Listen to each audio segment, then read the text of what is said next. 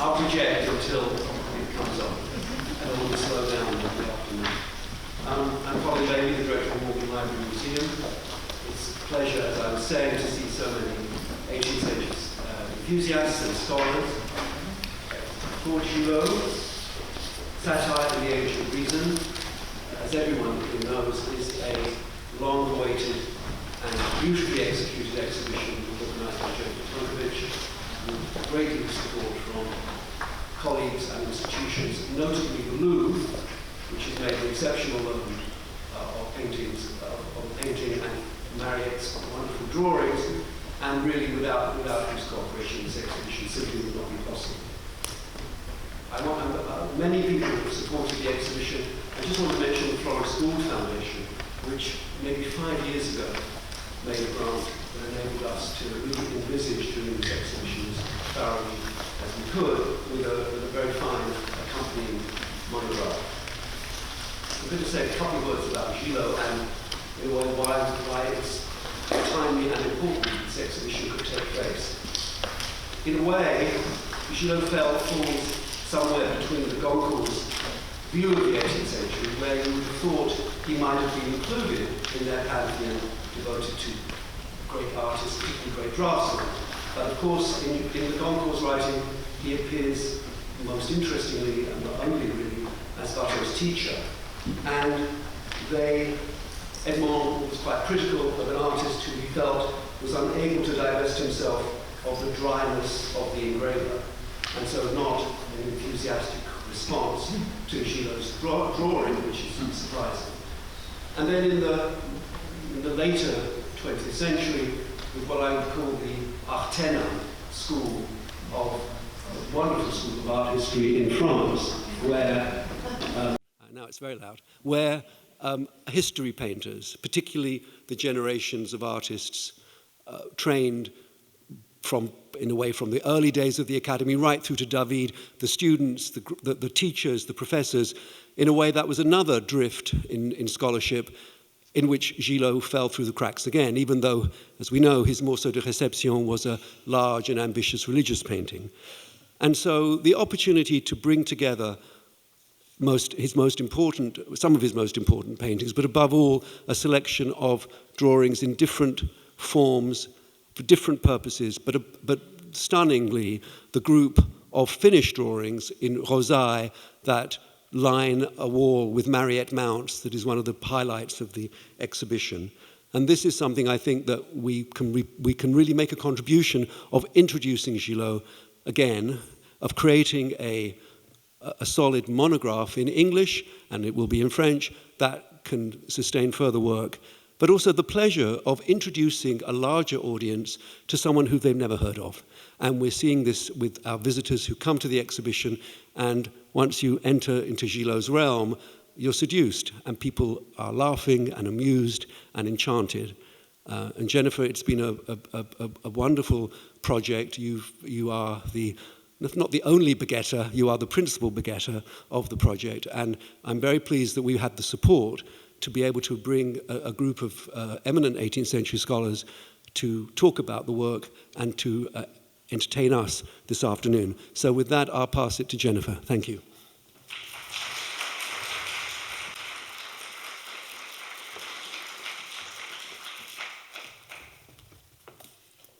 Thank you, Colin, not just for that introduction, but for being the champion for this project from the day you arrived as director at the Morgan in 2015, and despite the challenges we faced during the pandemic. It is my great good fortune to mark my 25th year at this august institution with a show that allows me to share Gilo with our visitors.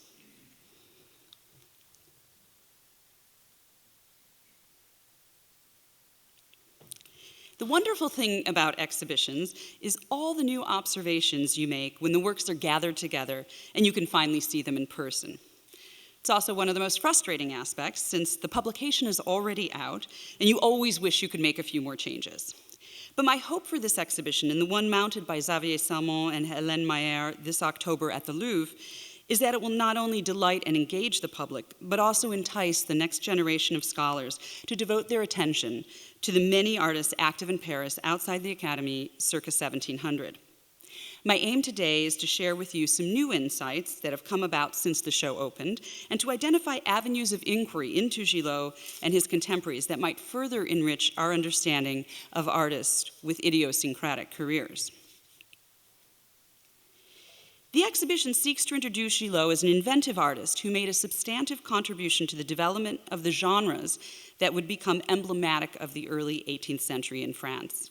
Here I show you a drawing based on his youthful self-portrait, which must date to shortly after his arrival in Paris in 1692. And at right, a detail from a sheet in Berlin where we see how it's going, circa 1715 to 20, when the artist was in his 40s. Given Gillot's wide-ranging production, the show is organized thematically, and in the show and catalog, a general chronology is proposed, tethered to the few fixed points we have. Understanding Gillot's work in the context of this transitional period in France is critical, as his work is timely and his use of satire reflects contemporary anxieties, so the social context is significant to understanding their meaning. Gillot also serves as a case study for a whole group of artists who weren't primarily painters and who were active in the closely connected worlds of the theater and interior design, as well as among the printmakers and book publishers of the Rue Saint-Jacques. The literary scene in Paris is, of course, important to book production, but also to depictions of the theater, as the Paris stage depended on playwrights. As the current Hollywood strike shows, without writers, the satirical evening shows can't go on. One thing I've been thinking more about is that Gillot was born in Langres in 1673 and spent the first 18 or 19 years there, leaving for Paris around 1692. While we don't have extant examples of his father's work to provide early context, we know his father was very active in the town, which was an important bishopric, making decorations for the church. This context of seeing his father's decorative workshop, designing projects for a range of media, is an important aspect of Gillot's development, as is the network of Langres natives in Paris, who no doubt facilitated his transition to the urban center. While we refer to Gillot as an artist working outside the academy, he was an independent artist by 1695 and only became an official academician in 1715 when he was 42. He did produce a few studies from the live model commonly referred to as academies. Two of these are in the École des Beaux-Arts in Paris. We see Gillot drawing the male figure, a model seated on a block and leaning on other boxes in these two poses. These sheets are on a larger scale than Gillot typically worked. Both are inscribed with his name, a step taken usually by the instructor following the sessions. That they have remained in the collection of the school and are consistent in their manner of draftsmanship speak to their authenticity. One thing that has long puzzled me, however, is a third drawing in the Cleveland Museum of Art. It's also ascribed Gillot in the same manner as the study of the reclining male nude, and depicts the model seated and turning away from us, as in the École des Beaux-Arts drawing. It's either Gillot capturing the model from a different angle during the same session as the Paris drawing, or an artist seated a few spots away to his right. It has a certain weakness of anatomy and a curvilinearity that makes it plausibly by Gillot, but the cross-hatching and foliage are not consistent with the other two studies. If it is not by Gillot, it certainly suggests that his fellow pupils found drawing from the body a challenge as well. These drawings make clear his struggles with the body at scale, which is why the few other studies from the model we know, including the Trois Crayons drawings for the scene of the carriages in the show, for example, were drawn small and with deliberation to be scaled up to larger canvases. The exhibition opens with a section devoted to Gillot's Bacchanal subjects. He was celebrated for these during his lifetime in a suite of 4 prints after his Bacchanals were in circulation during the early years of the 18th century. In these works, we can trace Gillot's development from tentative underdrawing, carefully executed sheets devoted to celebrations of pagan deities in the forest, to more confidently executed sheets in pen and ink with ambitious compositions set in a stage-like space or larger figures situated in nature. This rare mezzotint you see at top by the Huguenot Isaac Sarabat replaces a critical lost painting by Gillot. Pierre-Jean Mariette described the canvas as, quote, one of the first paintings done in this style, and having found an infinite number of admirers, gave birth to so many others that were done in the same genre, by Watteau, etc., thus placing Gillot as the inventor of the genre. While that picture has been lost, we're thrilled to show the only extant Bacchanal painting by Gilo, which has not been shown before publicly. The canvas reveals to us Gilot's method as a painter. Sticking to a successful format of a procession in the woods, he uses a brown ground to set his figures in space, building those up in the foreground through brushwork in the thicker paint. Gilot's early Bacchanal series was considered by the Goncourt brothers as typical engravers' drawings in their uniform surface and decorative effect, not surprising for the son of a designer and decorative painter. This March in Paris, a modest lot at the Hôtel Drouot contained a counterproof of the Yale drawing for the Feast of Pan, and you see the counterproof above and the Yale drawing that's in the show below. The drawing from Yale has been cut into 3 sections with 2 small strips removed from the left and right sections, the center remaining intact. This raises the question of who cut the sheet when. Gilo certainly used pasted patches to rework his pen drawings, but we don't find such repairs on the chalk drawings since he typically approached him with a very delicate graphite underdrawing first before working in red chalk. And so a matchup of the counterproof, where you can just see the strip at top with the Yale drawing, shows that the counterproof was taken from the sheet before it was cut and fills in the missing parts at the top of the composition. The counterproof is also thoroughly traced for transfer to the plate. So we can conclude that the cutting of the Yale sheet certainly happened in the hands of a later owner, or at a later time. It also provides us with an example of Gilot's counterproofing, a duplication and reversal process, which was key to his work as a printmaker. It always happens when you produce a catalog that one of the things you were searching for will inevitably appear after the book is on press. And shortly thereafter, this sheet appeared on the Paris art market and had not been seen since 1991. This design for the Feast of Diana was part of Gilot's series of 4 drawings for prints, which were published during his lifetime. The sheet is remarkably fresh, with the same graphite underdrawing in red chalk as seen in the sheets from Yale and Harvard on view in the show. Interestingly, it has a round watermark that seems to be the same as that on the Morgan study for The Passion for War, another early series of Bacchanals. That Gilo used the same stock of paper for these 2 early series reinforces our understanding that these red chalk scenes were produced at the outset of his career and that making drawings for prints was a key aspect of his work around 1700. As Colin mentioned, the cluster of Gilot's drawings of Commedia dell'arte scenes from the Louvre on their gorgeous blue mounts created by the connoisseur Pierre-Jean Mariette are at the heart of the exhibition. The subject is also dearest to my heart, being the subject of my 2002 dissertation. The recent emergence of additional previously unknown Commedia dell'arte drawings by Gilo means there's new opportunities to learn more about the creation of these sheets, especially when works surface without their 18th century mounts. An intriguing clue about the creation of these sheets emerged when we went to frame 2 works from a private collection. Checking the versos, Morgan conservator Reba Snyder noticed there was some writing evident, as well as red and black ink offsets. And you can see the offsets here. This is ink that has offset from another sheet. So at first, when we saw the writing, and I show you a transmitted light photo, which is a bit hard to look at, so I'll advance to this slide, which shows you a bit the writing on the back of one of the drawings. It was very fuzzy and hard to make out. We could see there were some words like vendu and paye, indicating that it recorded transactions.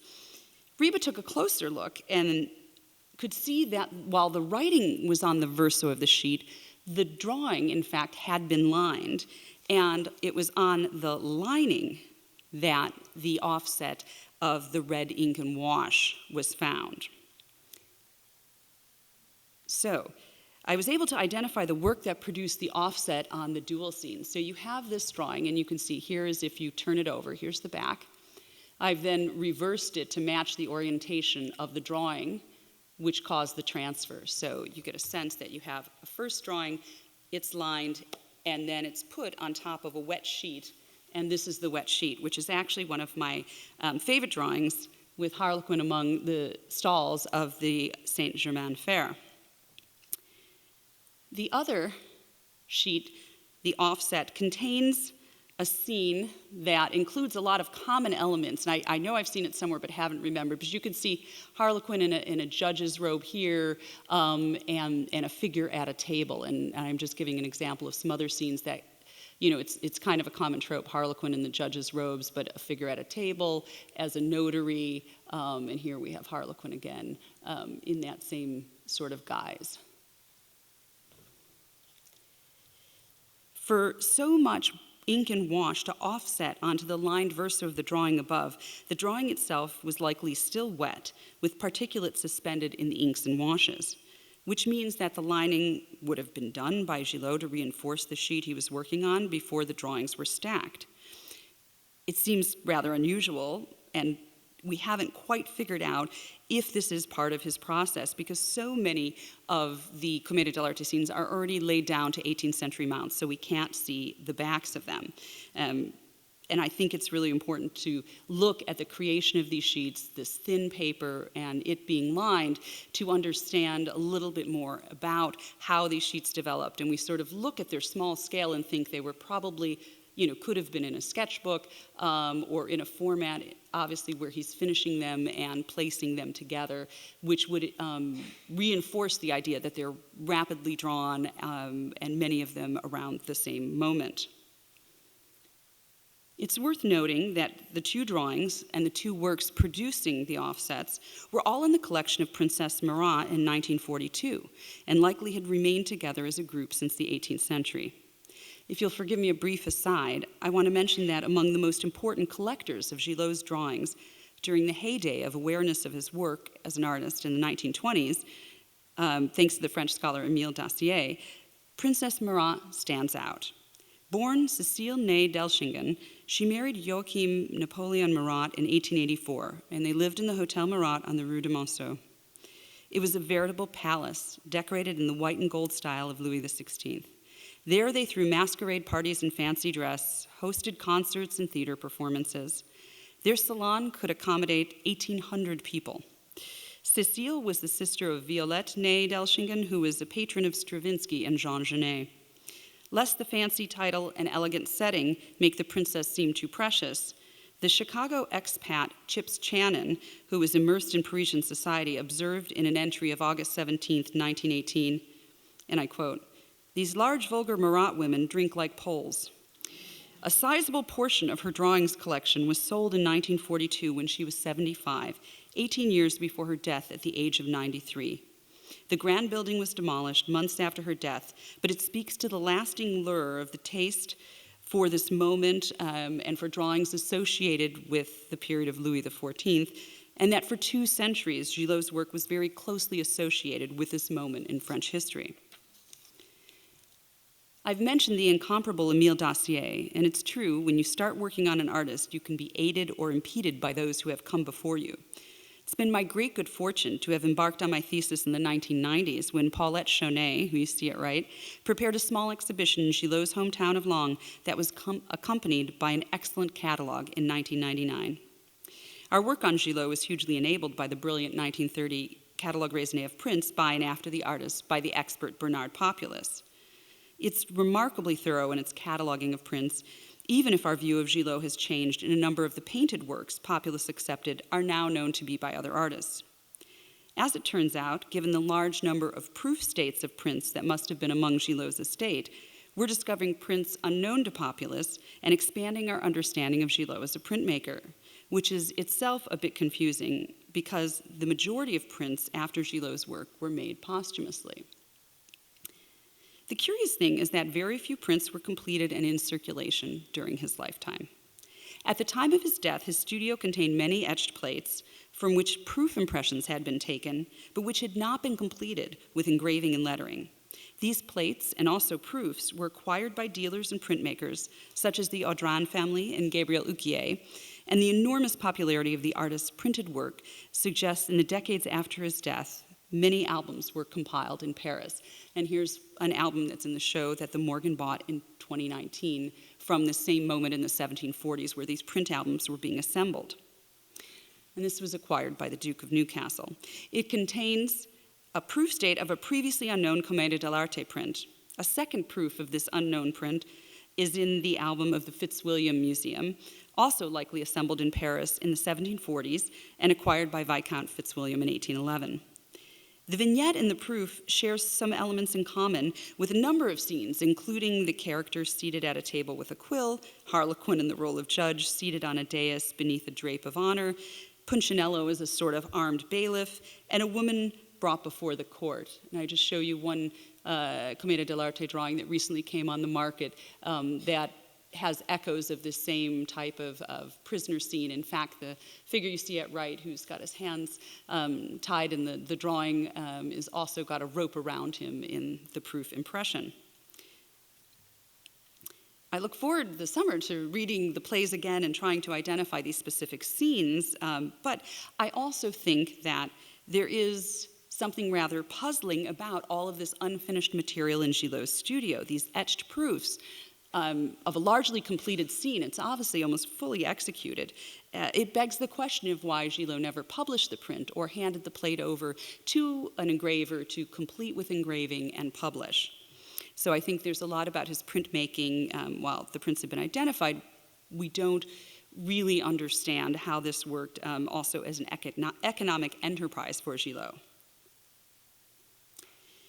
And so, speaking of women who collected drawings by Gilo, I had long hoped that a drawing formerly in the collection of Mrs. H.A. Metzger would emerge for study. It's only been published in black and white, and that's why you see it in this kind of grainy image on the left, based on a photo many decades old.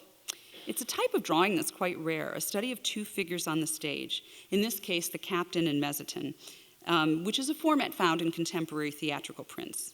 The mezzotint in this sheet compares closely to one found in the painting of comedians and satyrs on an island, one of Gilot's most intriguing subjects, which has yet to be deciphered. The mezzotint here and in the painting he, of course, sports the horns of a satyr but still has human feet.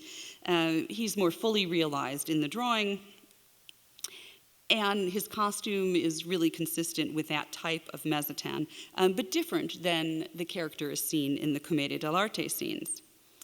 The captain's costume and stance is comparable to a sheet of figure studies that are in the Louvre. So the drawing is, even though we haven't seen it, it's really quite secure. The setting of the two characters on stage, with a raised step in the background, as well as an ornamental garden urn and foliage, indicates that Gilot indeed produced drawings with these types of settings, which we also see in the background and found in early works by Watteau. In this case, I show you a print after a lost painting by the artist. And thanks to Agnes Mongan, several sheets by and related to Gilot are in the Harvard Art Museums, some of which are on view upstairs. The strength of the collection in French drawings continues to attract gifts of works from this moment. During the pandemic, 2 sheets with figure studies in red chalk emerged. These drawings had not been seen in decades and were presented by an anonymous donor to the Harvard University Art Museums in honor of Meg Grasselli, who serves as visiting scholar in the Department of Drawings. The figures are 2 depictions of the Doctor from the Commedia dell'arte and relate to a sheet by Watteau in Valenciennes, which in turn is connected with this canvas in Nantes depicting a scene from the play Harlequin, Emperor of the Moon. Gilot made several drawings of scenes from the play, including one only known through a later engraving by Uquier, but it is clearly his invention that served as the basis for the canvas.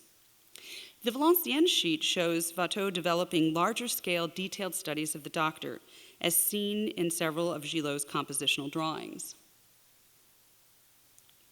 But the question remained, were these single-figure studies by Gilot, and what role did they play in the process from quick compositional sketch to painted canvas?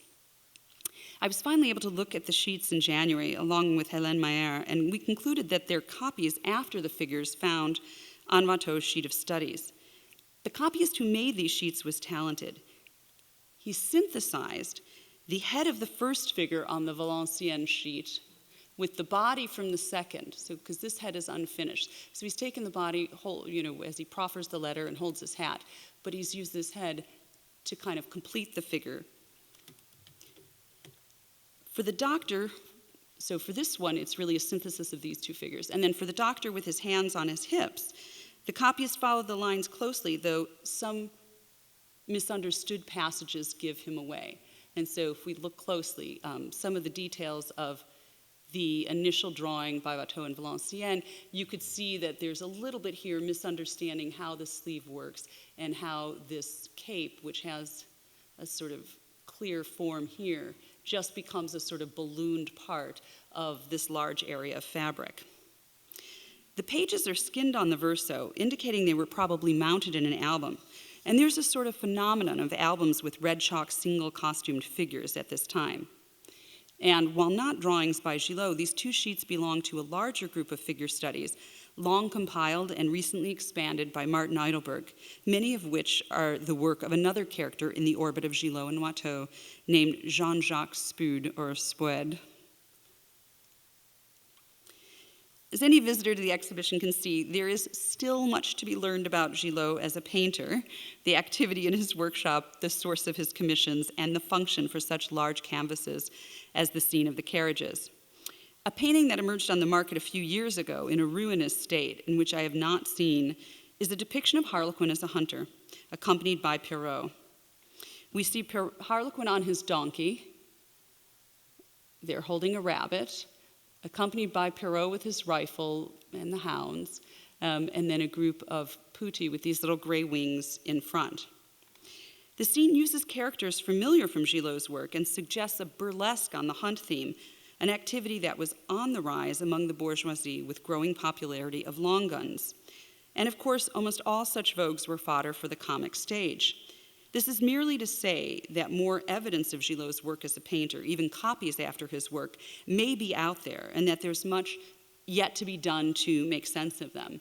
And so this is absolutely in terrible condition, but just showing, the figures on a donkey, the putti, the depiction of Perrault with a rifle in this capacity, they're all picking up on these elements that we find in Gilot's work. And after a discussion of paintings in the gallery this morning, there's a lot of Gilotesque moments in paintings that very well may not be by Gilo. And so that's something that certainly needs a fair amount of scrutiny so the real Gilo as a painter can emerge.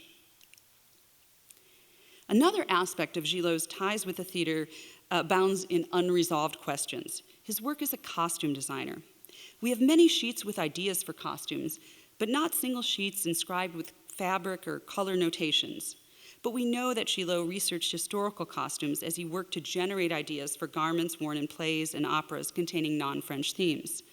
We find him curious about European, Scandinavian, and Russian costumes, as well as Turkish costumes for different productions. And so I show you costume design at left of a Turkish costume based on a historical example from a 16th century book, and a decorative design of a scene with Asian musical instruments in costume, as well as the verso of the scene in the show from the Harvard collection. It's shown single-sided, but on the back is this wonderfully delightful scene of a sort of sultan and sultana reclined, but I love these two dancing children in Turkish dress, so you get a sense of a real lively musical scene. Now, a drawing in the Louvre had always given me pause.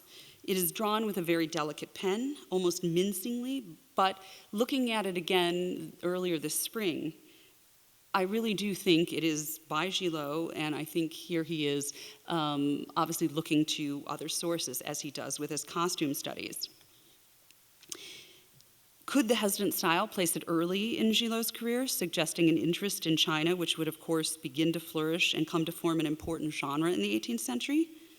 Kiel Choi noted some of the distinct elements in this odd scene, and for instance, my reading glasses don't let me see that far, but I think this is the vase right here that you see replicated, a very distinctive type of ceramic with a bird cage and painted birds in this unusual form.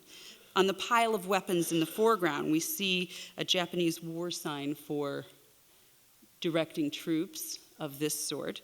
And then we also find a fan, I think over in this area, very similar to what we find in the 1669 Atlas Japonensis, as well as similar to some Chinese examples, and a small carriage pulled by oxen, also similar to this Japanese example.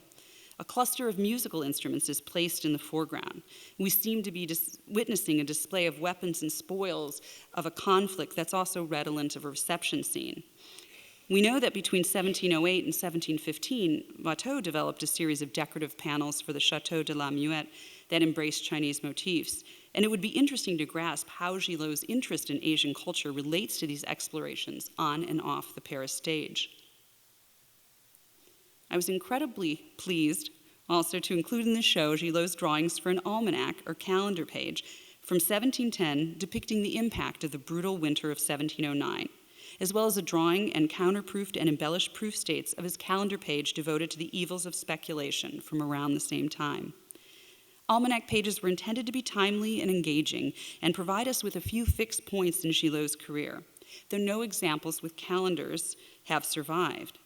To these two almanacs and a third perpetual calendar that is known, we can add a new example, this one executed by the printmaker Madeleine Hortemels Cochin.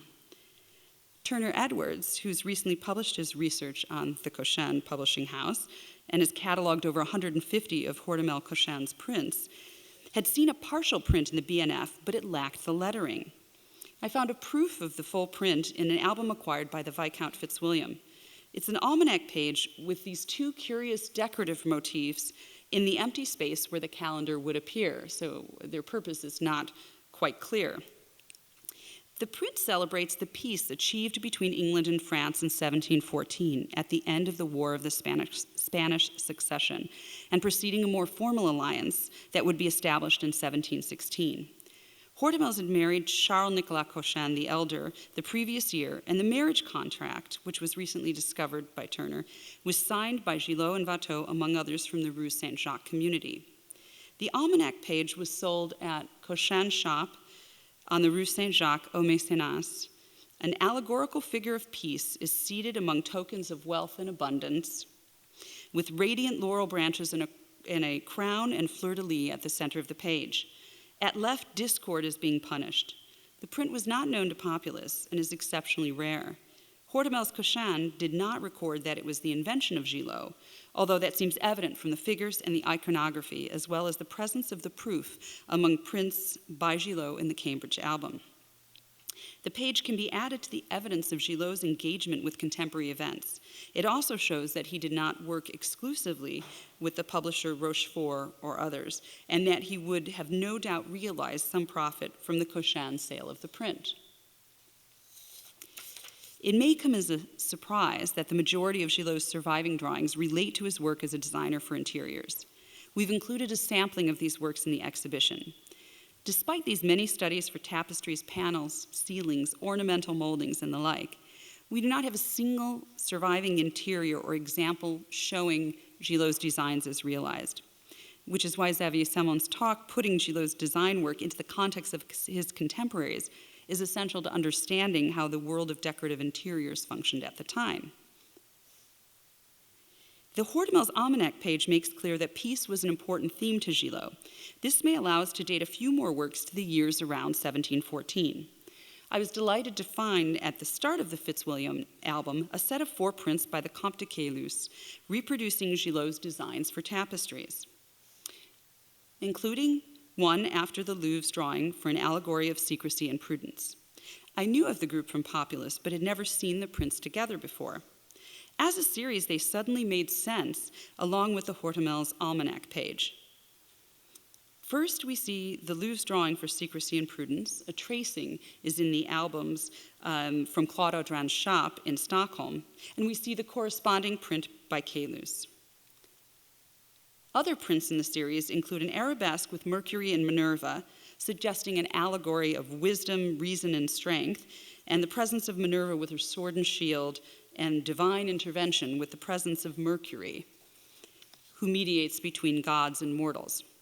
A third scene is devoted here to flourishing plants, flowers, and produce, suggesting an allegory of peace and abundance.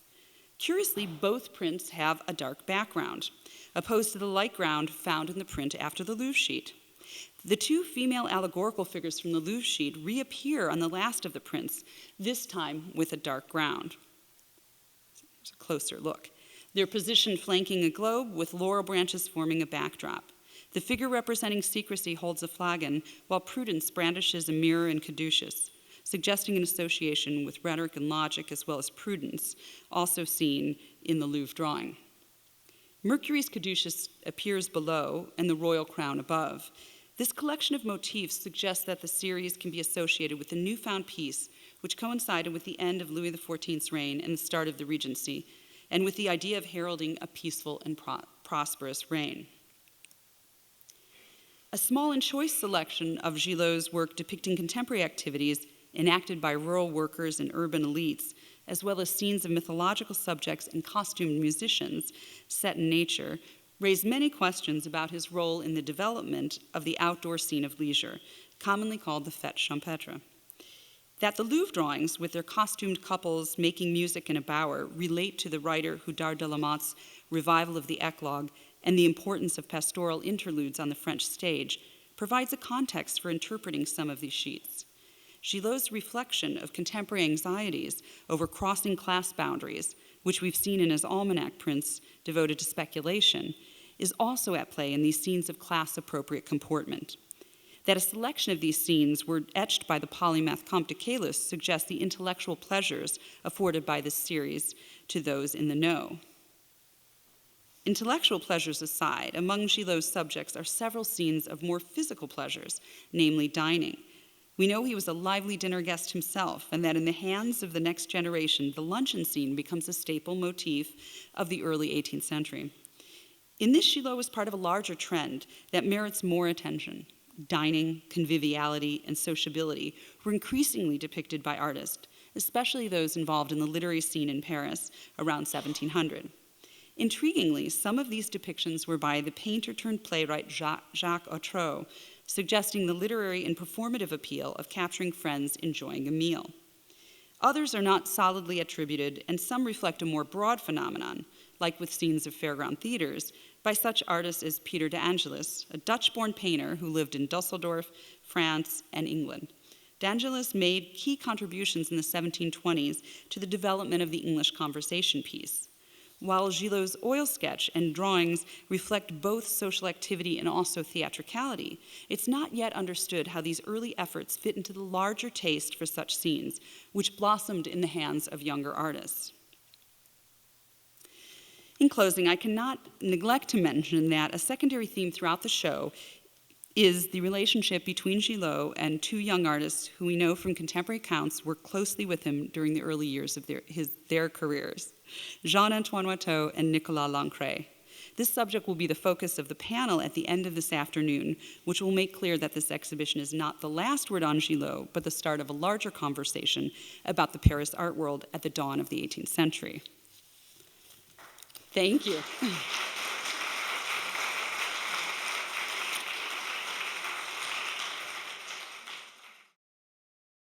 Axel Moulinier holds a PhD from the Université de Bourgogne-Franche-Comté and the École du Louvre. In 2016, during the very early stages of this project, Axel served first as an intern and subsequently a research assistant while working on his thesis devoted to Watteau and contemporary fashion. I like to believe that this was a sort of platonic ideal of an internship leading to his interest in Gilo. This is not my wishful thinking, since Axel has already published a few essays, and in 2019 to 2020 received the Burlington Magazine Scholarship for Study in French Fine and Decorative Arts. He has also been working with Martin Eidelberg on his catalogue raisonné of Watteau's paintings since 2016. In 2021, he organized a conference devoted to Watteau on the 300th anniversary of the artist's death. Today, he is looking at what can be learned from the writing and inscriptions found on Gilot's drawings, as well as his marginalia and informal sketches of bizarre subjects, one of the most inventive aspects of Gilot's career. Good afternoon, everyone. Thank you, Jennifer, for this very sweet introduction. Obviously, you're the first person I was going to thank in my talk, so I'm going to repeat that all over again. I would like to thank you, Jennifer, and the Morgan Library for inviting me to speak for this study day. I'm very happy to be back at the Morgan since I worked here with Jennifer on the Gilo exhibition in 2016 and 2017. This talk is a reflection of our shared passion for Gilo, which you call Platonic, so I think passion is a good word, and all of the knowledge Jennifer was kind enough to teach me over the past years. And thank you for the title of this talk, which really helped me shape my thoughts. This paper emerges from the study of Claude Audron's workshop collection kept in the National Museum in Stockholm. Audron was one of the leading decorator of the time and was known to work as a project director, supervising many different artists and craftsmen. Jennifer was the first to point out that drawings by Gilo and tracings after him could be found in his albums. While investigating further in this collection, I discovered two drawings with Gilo's name. The first one, on the left at the screen, was folded to be sent to Gilo by Claude Audron III. The second, which I will study later on in this talk, shows Gilo's name in graphite at the bottom right. This very presence of Gilo's name on the drawings, put on the edges, made me question the notion of margins in Gilo's oeuvre, which I will be investigating today under two main aspects. The first one is very literal. I will present elements that can be found on the edges of Gilo's drawings. As you will see, this survey will inform Gilo's career with new elements pertaining to his visual culture, provenances of his drawings, and the organization of his own trade. The second marginal aspect of Gilo's work concerns the themes he explored in his drawings. The bizarre drawings he produced helped to better understand his creative process. Some of those strange drawings are found on sheets, bearing even more surprising elements, reshaping the edges of Gilo's production. So in the first part of this paper, I would like to address Gilo's own writings and put them into perspective within his career. Several drawings by Gilo bear relatively long inscriptions that display a consistency in handwriting. I decided to focus on unpublished and unstudied ones. On the verso of a drawing in the Hermitage in St. Petersburg, one can see a list. This list reads, The Little Sibyl by Monsieur François, The Head of the Virgin Without Veils, Two Female Torsos, A Head of a Young Woman by Monsieur François, with a Raphael headdress, A Head of St. Francis by the same master, The Little Mask by Monsieur Le Laurent, Woman, which I don't really know what it relates to, a hand by the Cavalier Bernini, Bernin, which holds a drapery, two hands of teenagers from Italy, a hand of Monsieur Puget's Andromeda, two little woman feet after an antique model, an arm of the Justice by Monsieur Sarrazin, a tiny sphinx, a head of a sheep by Spingola, antique tiger and leopard, and finally, arms and legs from the Atalanta. The list mostly consists of sculpture fragments, which indicates that they were not original sculptures, but most likely plaster casts. Gilo might have written such a list during a visit to the Académie Royale's plaster collection. By writing down this list, Gilo demonstrates his vast visual culture and his deep knowledge by spotting from which original sculptures the casts were made. While he quotes sculptors from previous generations, like Jacques Sarrazin, Gian Lorenzo Bernini, and Pierre Puget, Gilo also displays his knowledge of contemporary sculptors. Three of them are listed: Jean-François, could he be more French? François Spingola, also known as Le Spingola, and Robert Le Laurent. The first two sculptors are largely forgotten today. They were Gilo's contemporaries, and they worked on the decor of the Invalides in Paris, 1701-1703. They also worked in Versailles, for which they were belatedly paid in 1706. In 1707, Jean-François was part of the sculpting team of the cornice in the Royal Chapel at Versailles. In Les Invalides, Jean-François might have met Claude Audron III, who was in charge of the gilding work, for which he was paid in 1708. Jean-François also worked in 1709 at Meudon, a famous work site of Audron's. François Spingola was also a sculptor whose widow and heirs received payments from Les Bâtiments du Roi after his death in 1705. Spingola worked on the same site as François and Audran. We know that Gilo knew Audran before 1708 when he introduced Watteau to Audran. And as I have shown, Gilo worked pretty consistently throughout his career with Audran and might have been in touch with those artists that I mentioned before. Le Lorrain is better known today because he sculpted the famous Galatea, which you see on the screen over here, which is now in the National Gallery, Washington, D.C. The Atalanta that is presented on the list by Gilo, for the very last line, might refer to a part of a group sculptures, Hypomenes and Atalanta by Pierre Lepôtre, which was completed in 1704-1705, which would help us date this list after the completion of the two sculptures. I'm displaying here examples of the different elements that are listed in the Hermitage list. So you can see the Andromeda here, the Justice by Sarrazin, which is now in the Condé Castle, and last but not least, the Atalanta on the right. Gilo himself owned plaster casts. His probate inventory includes a head of Milo of Croton and several plaster casts that are not detailed. This keen interest in classical and contemporary sculpture displays his knowledge of art history. In this list, Gilo even qualifies the headdress of one of the plaster as à la Raphaël, in the manner of Raffaello. Not just a witty inventor, Gilo was a cultivated artist and a careful reader and copyist, as shown in two sheets in the Musée des Beaux-Arts de Dijon.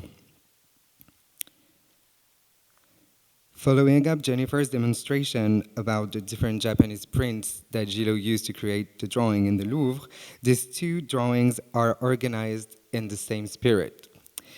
They present two rows of human figures drawn in the typically slender manner of Gilo. These drawings were copied from the costume book by François Després entitled Recueil de la diversité des habits, basically clothing collection, which was published in Paris in 1567. Next to two of the standing women on the drawing on the left for you, you can see writings, one here and one here. This first one reads Espag for Espagne for Spain. This one reads Muscovy for Muscovite for Muscovite. When putting together the plates that Gilo copied from and the drawings, you can see that he used the inscription that you can see in the letter here, Espagnol in Muscovite, probably to remember what he drew from and to reuse them accurately in his further designs, potentially for costumes for the opera. The silhouettes with soft and boneless arms are more lively than they are in the prints, and the postures recall the drawings for the opera costumes recently purchased by the Morgan Library, now on display in the exhibition. On the drawing on the right, in Dijon, you can see a writing here, which we will come to right now. This writing reads Tournée. Because of this inscription, we now understand better the lacunar ones on other sheets by Gilo, especially kept in the Kunstbibliothek in Berlin, which holds the largest corpus of Gilo drawing. On a handful of those drawings that I'm presenting here, one can read the lacunar inscription Tour. I read Jour for a while, but actually it's Tour, now we know, because of the Morgan drawing and the Dijon drawing. This tournée refers to tourner la page, turn the page. It's not groundbreaking, but now we know what it means at least. The recent acquisition by the Morgan Library of these drawings of costumes helped understand better the presence of those writings. If they're not all consistent together, some groups can be put together and give a different reading of the potential provenances of those drawings. The sheet in Dijon that I showed with this inscription and the two recently purchased by De Morgan have the exact same writing with the same pen, the same ink, and placed in the same position on the drawing. Was it written by a collaborator or by an early collector of Gilot's drawings? That is not known yet, but still we know that at some point those drawings were potentially kept together. Some other writings on the drawings by Gilo help us understand and define the intended purpose of the drawing. On this one, in the Kunstbibliothek, Gilo clearly indicates portière, here, in the lower part, which clearly state that this drawing was not intended for wood paneling, but for portière of tapestry, so an element of more general ensemble of tapestries. Those inscriptions should be looked at carefully in order to better understand the destination of Gilot's design, especially since some of them bear inscriptions that clearly indicate that they were not supposed to remain unexecuted. They were supposed to be done at some point. This drawing in Stockholm bears two inscriptions that are not by Gilot, and that confirm that the border is okay, bon pour la bordure, and that both milieux are okay, bon pour deux milieux. I'm still not really sure about what bon pour deux milieux means, but I guess the general design was validated by someone at some point. This someone, I think, was Audran. Audran and Gilot worked together consistently, and this handwriting is very close to the Audran handwriting that one finds in the album in Stockholm. Those drawings mentioned need to be further investigated in order to understand the supervision and the division of work between Gilot and Audran. While some of the writings on Gilot's drawings are easily readable, some other remain obscure. As Jennifer already discussed, the verso of this drawing, who was hidden behind the lining, seems to refer to a list of prices and different elements that Gilot either way sold, vendu, lent, because you can also read prêté at some point. I actually don't remember where, but I transcribed it here. And you can also see that it mentions satin at some point, which is a type of silk. So either way, this list is just the accountancy of Gilot, keeping track of what he pays and what he has to pay, or potentially things he has sold as well. Until we read this part, and this part, I think we have to be really careful and just consider that this is going to be a major discovery eventually and inform Gilot's own trade. The writings on the edge of Gilot's drawings I have analyzed so far have proven that Gilot was not a marginal artist, but rather a very knowledgeable, educated, collaborative, and organized person. On the other hand, new drawings I will now present make Gilot somehow marginal in the themes he explored, and those drawings reshaped the ages of his career. The more bizarre subjects Gilot designed and engraved are the witches' Sabbath. In these two scenes, Gilot displays an unbelievable array of inventions: sorcerers, witches, spirits, satyrs, monsters, and strange objects are put together in those large night scenes depicting satanic rituals. The Stockholm collection shelters an unpublished drawing relating to this series. Gilot drew a sorcerer using his wand, standing on the cloud in the sky. At his feet, demons seem to be flying to meet the magician in the sky. A dog with a guitar body, I'm not really sure it's a dog, I think it's a guitar, that's potentially the only thing I'm sure of. A dog with a guitar body is repeated twice, and on the left is being ridden by a winged skeleton wearing a ruff.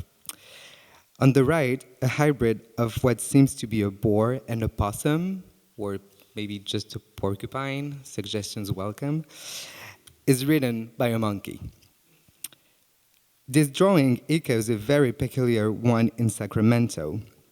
On its recto is a Sabbath theme, which you see at the top, and on its verso, at the bottom, are more precise studies of the hybrid monsters. The guitar dog is there, right here. Still not sure it's a dog. You can see different head of monster that Gilo used on the recto of the Sacramento drawing, thus showing his way of composing those larger scenes. The standing sorcerer echoes the witch standing on the ladder, which you see here. And somehow, due to the study that this morning, it also echoes the position of the magistrate at the background of the two carriages. It didn't occur to me earlier. It did occur to me, thank you, Turner, but I forgot to incorporate that picture, but I think the connection is rather interesting to consider.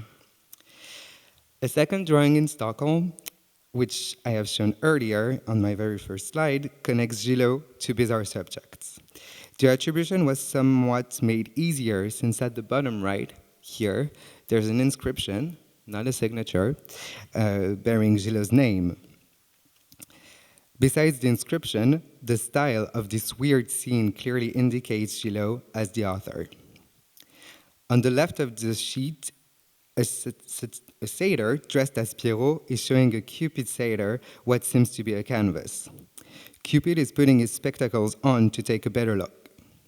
In the background, on the left, two satyr heads have been rapidly sketched, and on the right, a woman, who is most likely a fury, and who seems honestly bored to death, is unrolling a scroll behind the scene. This composition seems to echo the two paintings that take on the same composition, on which you can see the scroll, the standing seated person. Well, the satyr Pierrot is replaced by a woman, but you can see the scroll, and you can also see this very peculiar way of putting the group together. If this drawing relates to those paintings, we could cautiously and tentatively date it before 1712, let's say, before Gilo quit painting. On the same drawing in Stockholm, is drawn in reverse and in a very light graphite sketch, weird drawing, which you need to turn, reverse, and play with the contrast with to understand. This drawing displays a very quick sketch of what appears to be a portrait of a man with a child and a dog. Whether this drawing is a preparatory study for a double portrait, a ricordo, or a simple draft is impossible to determine yet. Interestingly enough, this drawing is not the only one in Stockholm who relates to portraiture. This sheet, with a perfect rectangular area designed on the edges, shows a portrait of a man in an oval frame, which, as Turner Edwards pointed out to me, might be a preparatory drawing for an engraving. The coat of arms at the bottom was identified by the staff in the National Museum as the one of the Dauphin, so the heir to the crown of France. In Gilo's lifetime, there are two possibilities for the Dauphin to identify the Dauphin. The first one is Le Grand Dauphin, who dies old in 1711. The second one holds the title only briefly from April 1711 to February 1712, and is a teenager by then. I identified this portrait, this draft of a portrait, to the second one, Le Petit Dauphin.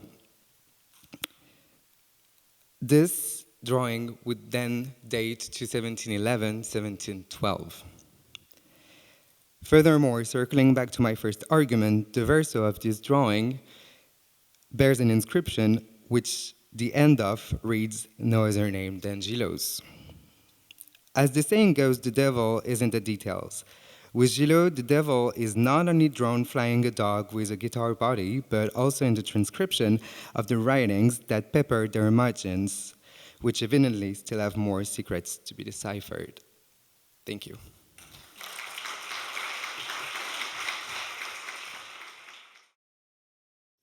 Turner studied at Oxford and the École Normale Supérieure at the Sorbonne in Paris. I first encountered Turner while he was working at Paris's Musée des Arts Décoratifs with Bénédicte Gary. He has made significant progress on a book devoted to the ornamental designer and sculptor Nicolas Pineau, which is slated to appear in 2024. In 2021, he presented a paper at the symposium devoted to new research on and around Watteau. His paper related to his master's thesis devoted to the Hortemels sisters and their work as engravers. His presentation on the circles surrounding the Hortemels-Cochin clan on the Rue Saint-Jacques contained so many new discoveries and connections that I hoped he would be willing to dig further into what happened on the Rue Saint-Jacques in Paris, in part to uncover the nature of the connection between Gilo and his leading print publisher, the somewhat mysterious Pierre de Rochefort. Thank you very much, Axel, for that well-referenced paper, and thank you to Jennifer for your kind introduction earlier, and for the invitation to come speak to you today. I was asked by Jennifer, as she said, to come speak today following a paper I gave at the symposium organized in Paris a year and a half ago by Axel. In this paper, I used the marriage contract of two engravers, Madeleine Hortemels and Charles-Nicolas Cochin-Père, as the starting point for the analysis of an important network of artists and engravers that gravitated around the figure of Antoine Watteau. The contract, it turned out, had been signed by a whole host of over a dozen figures of engravers and painters that we come across frequently when thinking about the universe surrounding Watteau and thus Gilo. Watteau and Gilo, listed one after the other, and having signed next to each other, had obviously put aside their feud, if feud indeed there was, in order to attend this wedding of two engravers who had both interpreted their works in etching and engraving. Today, I would like to attempt to do the same, but this time focusing on Claude Gillot, aptly enough, and using the figure of Pierre de Rochefort that Jennifer mentioned as a pivot for the network, the strands of which I will hopefully be able to pull apart. Ironically enough, as I was working on this paper, another marriage contract also began to serve as a link between Rochefort and Gilo and the Rue Saint-Jacques community. At the Cochin-Hortemels wedding, the contract of which I just showed, Charles Duchesne was present, mentioned as peintre de la Duchesse de Berry, painter to the Duchess of Berry, and he was also present, logically enough, at the wedding of his sister to Rochefort. In shifting the lens from Gilo and his production to those who gravitated around him, I hope to show that it was indeed a complex network of relationships which provide us today with the many prints that offer valuable insight into Gilo and his oeuvre. You'll understand over the course of the talk that relationships are difficult to qualify, to quantify, to understand, and that in the end, it's somehow the accumulation of smaller details when combined and examined at large and sort of zooming out that we're able to paint a more complete picture of those people surrounding Gilo. As Jennifer also mentioned, the relationship between Gilo and the art of engraving and engravers themselves has long been an art historical preoccupation, the most obvious reference being to Bernard Populus's 1930 catalogue of the œuvre gravée of Gilo, which remains relevant today. And I would also add Jennifer's introduction as an important reference to the art of Gilo and engraving. One figure in particular is particularly interesting, which I've already mentioned, that of Pierre de Rochefort, who acted both as an engraver after and a publisher of Claude Gillot's own engravings. Evidently a close associate, all the more so because we know of a letter sent to Gillot at Rochefort's address by the architect Jean-Sylvain Carteau. Carteau, I should probably mention, was Pierre Crozat's architect, but I won't get into the connections between Pierre Crozat because I only have 20 minutes. He was also a collector of Gilo and Watteau. Rochefort is all the more interesting because of the sorts of prints that he published after Gilo, which seemed to be somewhat personal, and I'll get into that a little bit more in a bit, the 16 masks and the ornamental cartouche, as well as the mystery that surrounds him as an engraver, as a publisher, and as a man. In the exhibition, Jennifer shows us 4 prints of the festivals to Bacchus, Pan, Diana, and Faunus. All 3 of them were inventés, peints, et gravés par Claude Gillot, all invented, painted, and engraved by Gillot, although no paintings survive.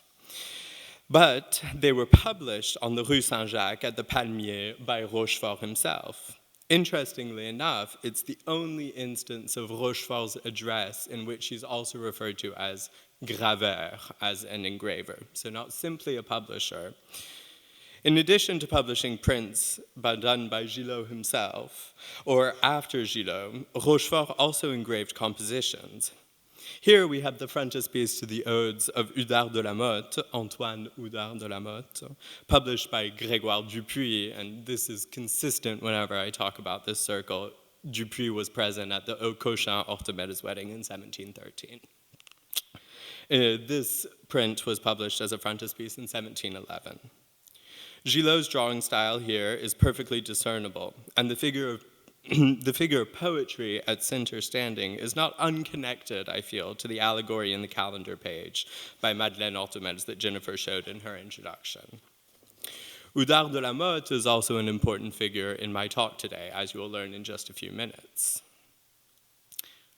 I would argue that in conjunction with the social relations that linked Rochefort to Gilo and the letters sent by Cartaud to Gilo at Rochefort's address, we can see the link between the two men as one that was somewhat personal. Proof of this is the plate of 16 faces of Gilo shown here, published by Rochefort. These seem to be a sort of condensed reference to the tête d'expression by Charles Lebrun and the general practice of tête d'expression at the Royal Academy of Painting and Sculpture, which was instituted officially by none other than the Comte de Caylus in 1760. It was also the occasion, the Concours des Têtes d'Expression, for one of the most immediately recognizable drawings by Cochin Fils, which was drawn behind his mother, Madeleine Orthomels, in the drawing that Jennifer showed as well. Cochin Fils obviously being the son of the two people who were getting married in the very first marriage contract. But perhaps the most interesting example to demonstrate the proximity between the two men, between Gilo and Rochefort, is this ornamental frame designed by Gilo and engraved and published by Rochefort. Bernard Populis knew only the empty frame from the Mariette catalog when he published his catalog in 1930. However, thanks to Jennifer's careful research at the Fitzwilliam Museum in Cambridge, we have what I believe to be the original configuration. Here, the print serves as a frame for a sonnet in honor of Louis-Hector de Villars, praising him for his military victories, the latest of which, Denain, gives a terminus postquem for the engraving. So he definitely didn't engrave this before the victory at Denain, which was in July 1712. And it also celebrates his governorship of the region of Provence, which was accorded to him after Denain. This sonnet is almost certainly a pendant to a portrait engraving of Villars, showing medallions of exactly the same battles mentioned in the sonnet. This print, engraved by Desrochers, who shared a shopfront with Orthomels and Tardieu and Cochin, was published by Pierre de Rochefort in 1712. While no specific drawing is known to give the exact design of the ornamental frame, there are many elements that are typical of Gilo. Here, I've chosen to show a sheet of helmets held at the Kunstbibliothek in Berlin with some pencil doodles of faces that were done at a much later date, so try and ignore those. If we compare the helmets as drawn to those flanking the cartouche, the octagonal cartouche left blank, we see that there's a strong similarity between them. This ornamental frame thus appears as a sort of condensation of Gilot's decorative vocabulary.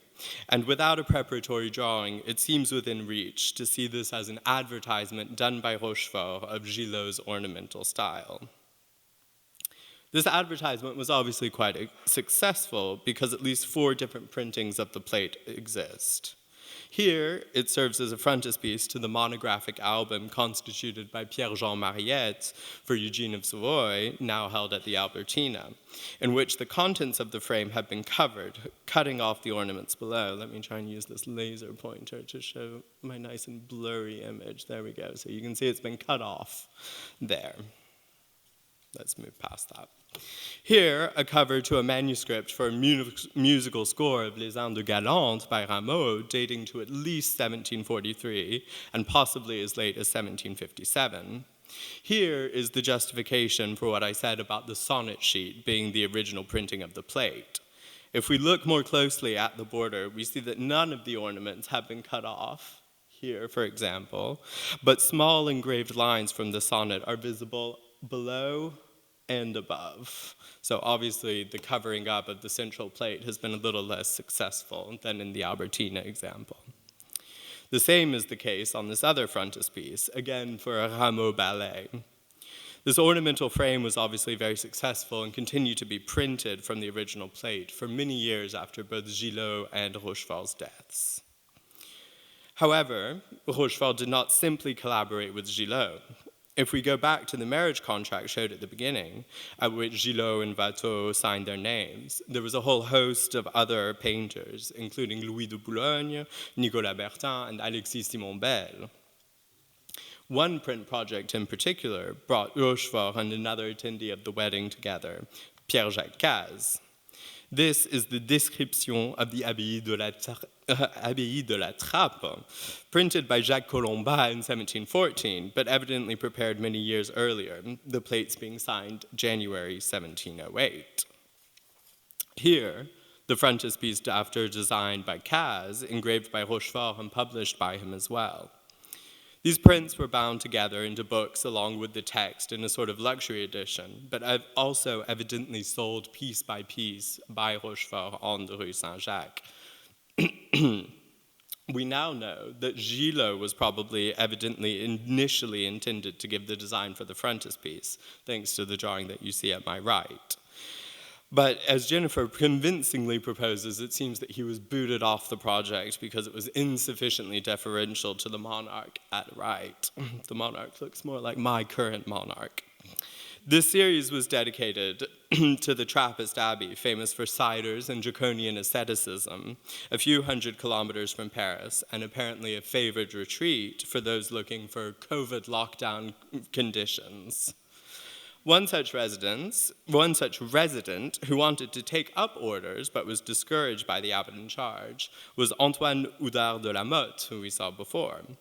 Apparently he wasn't cut out for Trappist life, but he remained in contact with the severe Abbé Rancé, who had renovated the abbey both aesthetically and morally.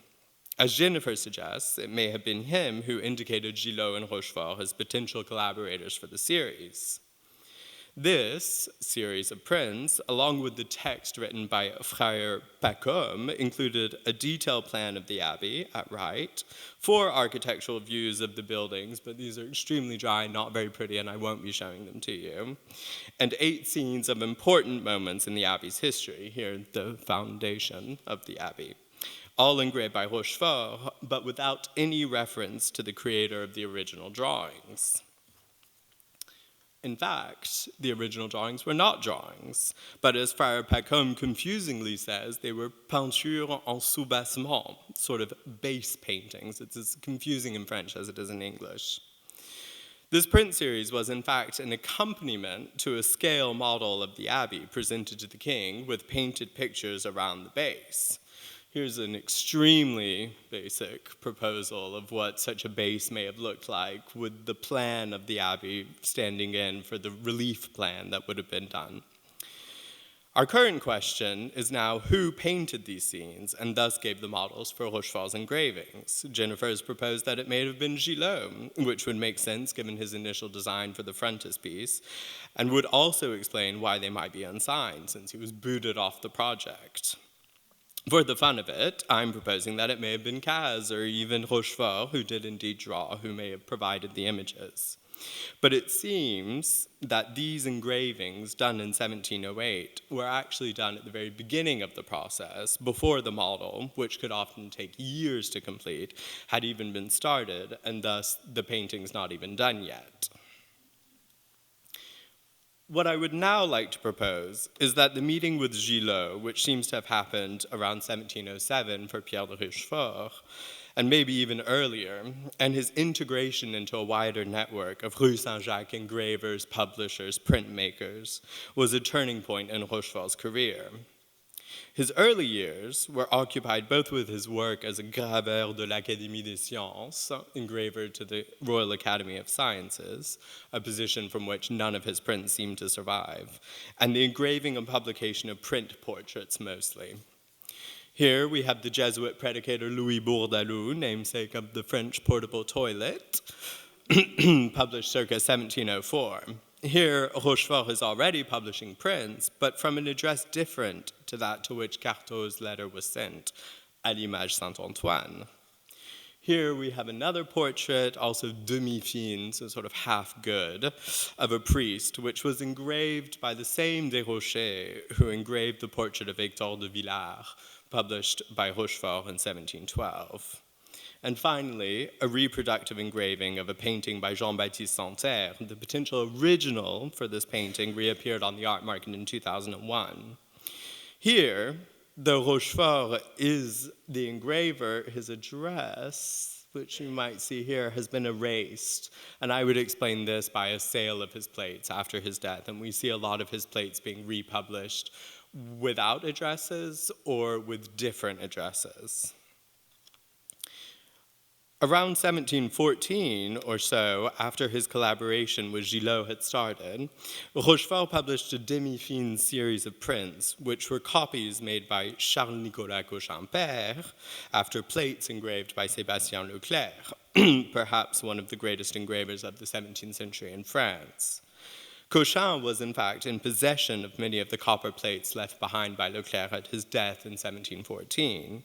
He lived in the same house as Leclerc had lived in on the Rue Saint-Jacques, and in 1730 published an open letter to the Mercure de France warning potential buyers not to be duped by counterfeit plates claiming to be Leclerc originals.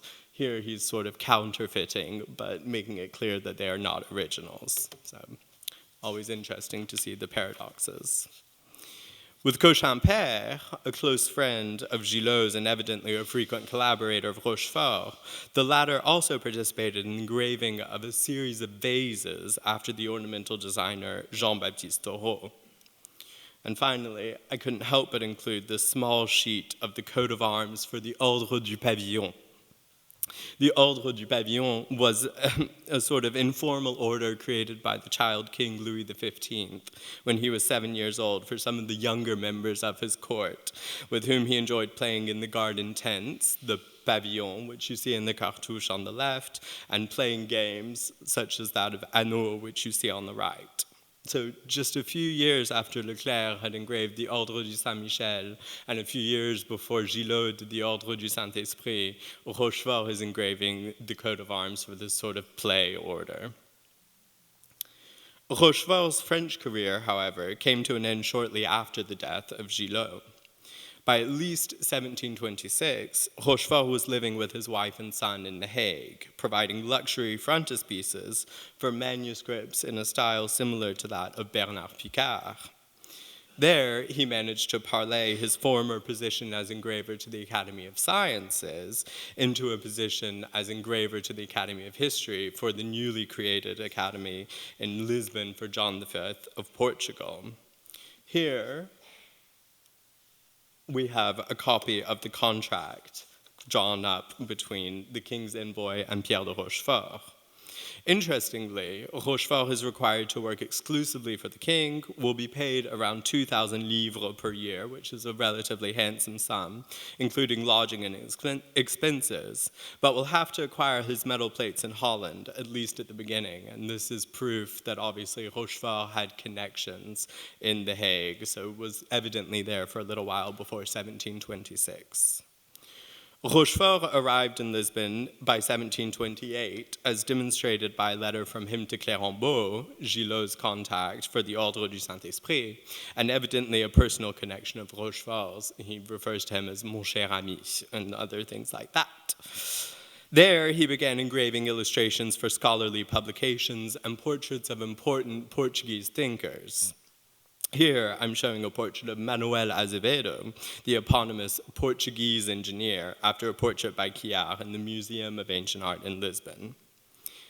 Having begun his career in France, working closely with Watteau's master Gilo, he ended up working in Lisbon, working with one of Watteau's greatest students, Pierre-Antoine Clare.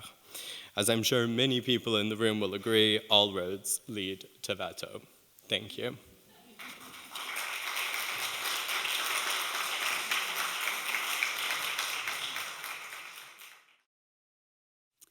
It is no exaggeration to say that the show would not have been possible without its champion at the Louvre, Xavier Salmon, the director of the Department of Graphic Arts, and also a leading expert in 17th and 18th century French drawings and pastels. He is also published on Moroccan heritage and is a Knight of the Order of Arts and Letters and a first-class officer of the Royal Swedish Order of the Polar Star, which is by far the best title I have heard yet. Xavier has shepherded this project through a period of remarkable change and will see the show installed at the Louvre this November. It's thanks to Xavier that we can present an exceptional contingent of 25 drawings from the Louvre, including the stunning group of Commedia dell'arte scenes on their 18th century Mariette mounts. Xavier was formerly curator of 18th century paintings and graphic arts at the Palace of Versailles, head of the General Inspection of Museums at the Ministry of Culture, and director of the Heritage and Collections of the Chateau at Fontainebleau. There is no one better equipped to address Gilot's Arabesques in the context of contemporary interiors in Paris during this transitional period. If the contemporaries praised the artist, Antoine de la Rocque is recognizing a fertile and singular genius who handled with as much art the brush and the burin, and the Father Pellegrino Antonio Orlandi underlining his unique way to do, acquired thanks to the study of the subjects of comedy. None emphasized the talent of Gilo for the arabesque. Only the Swedish architect Daniel Kronström, in a letter addressed on June 26, 1712, to his colleague and friend Nicodemus Tessin the Younger, shared the new taste that the master developed for the ornaments and clothes intended for the stage of the opera. And yet, this is a very reductive mention.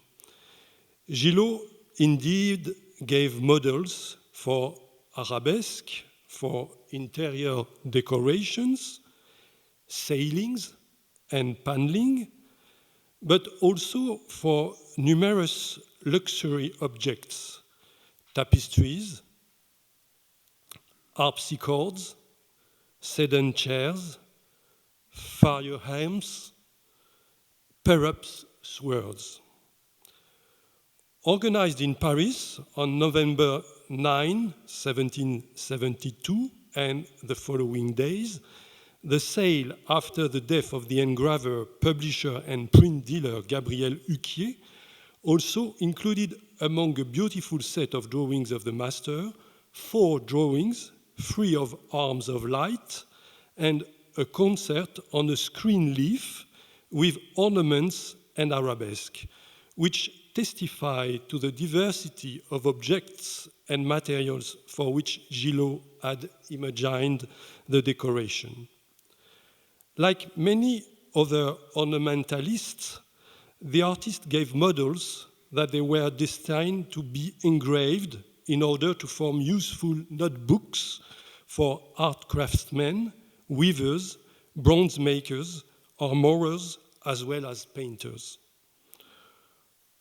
All this part of his work illustrates marvelously at the same time his capacity of invention, the evolution of the taste in the last years of the reign of Louis XIV and under the Regency, and the contribution of the new generation to the art of the arabesque.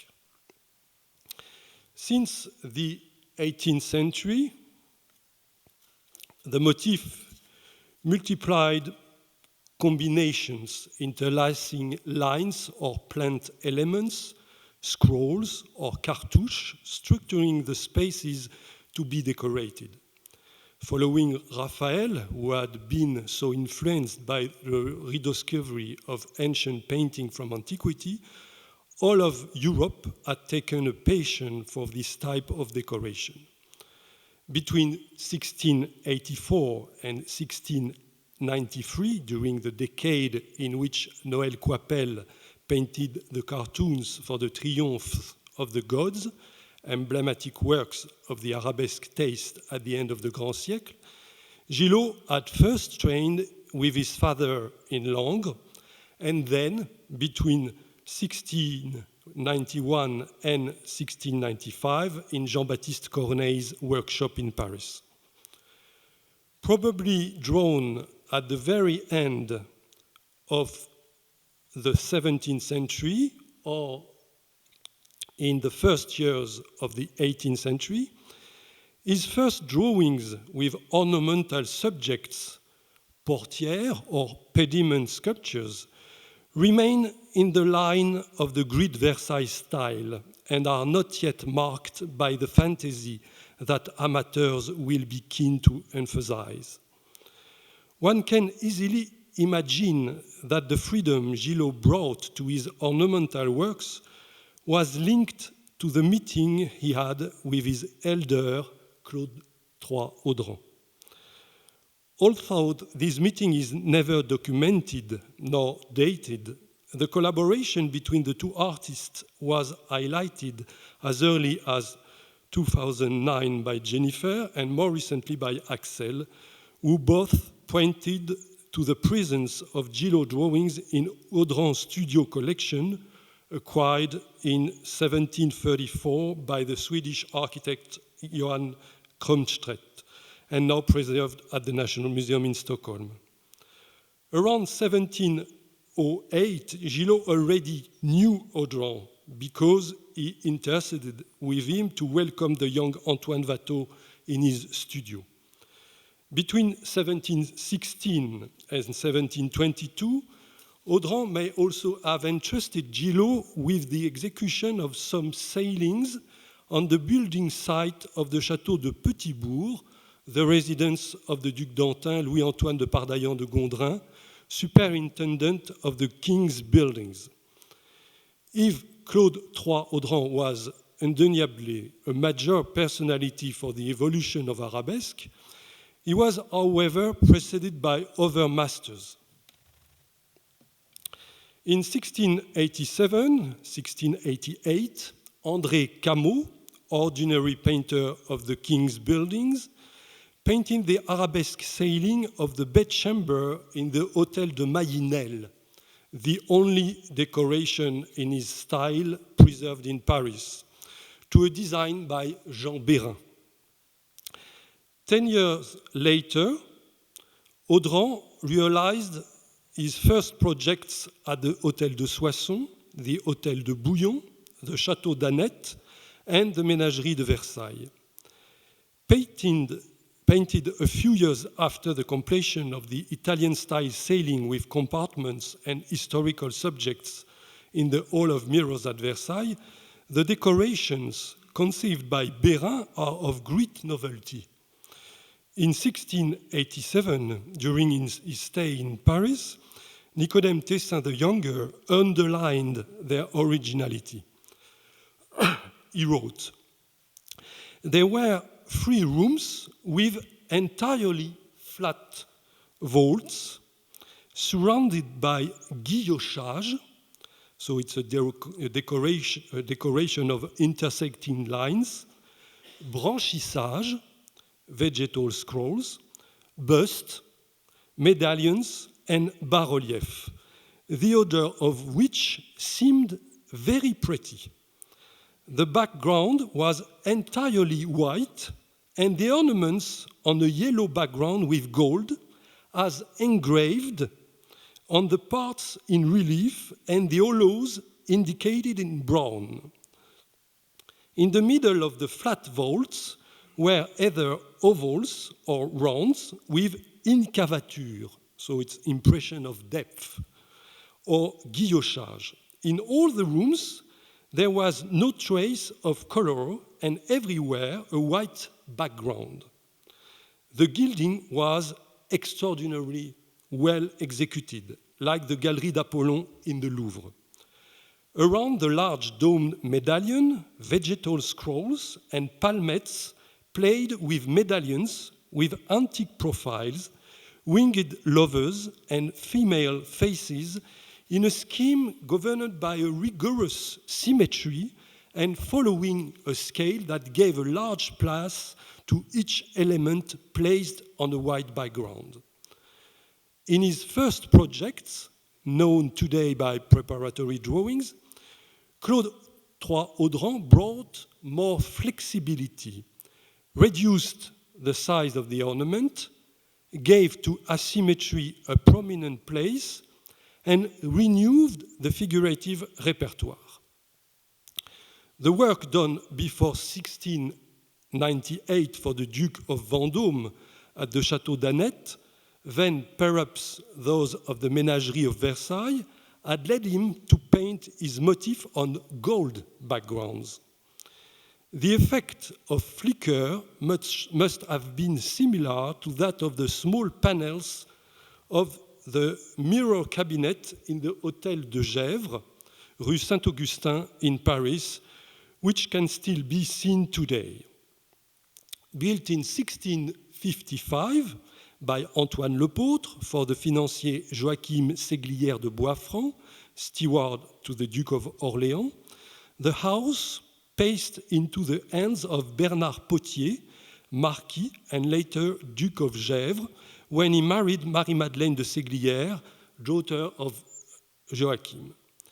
It was perhaps at this time, before the hotel was transformed into one of the most famous gambling dens of Paris, or perhaps later, that an attempt was made to bring the cabinet up to date by inserting 8 panels with a gold background into the compartments of the paneling, on which stand out frail architecture and interlacing scenes with actors, monkeys playing with dogs and birds. Audran later declined his aerial and animated compositions, favoring white backgrounds. Although his creations were immensely successful, few of them have survived today, victims of the ongoing transformation of interiors.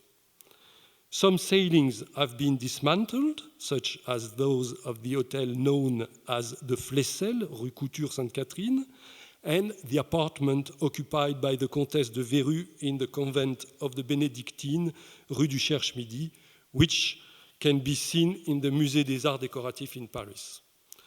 Their compositions combine the young god of love on a white background, cartouches with mythological figures, buffoonish subjects representing human activities, pedestal mantling, and garlands. Still in place, the ceiling of the central salon of the hunting lodge of the Grand Prieur Philippe de Vendôme in Clichy is decorated with a large central rose in burnished gold with 12 quarters extended by garlands and leafy branches, and all around scenes of hunting with boar, deer, fox, and wolf, framed by the armed companions of Diana.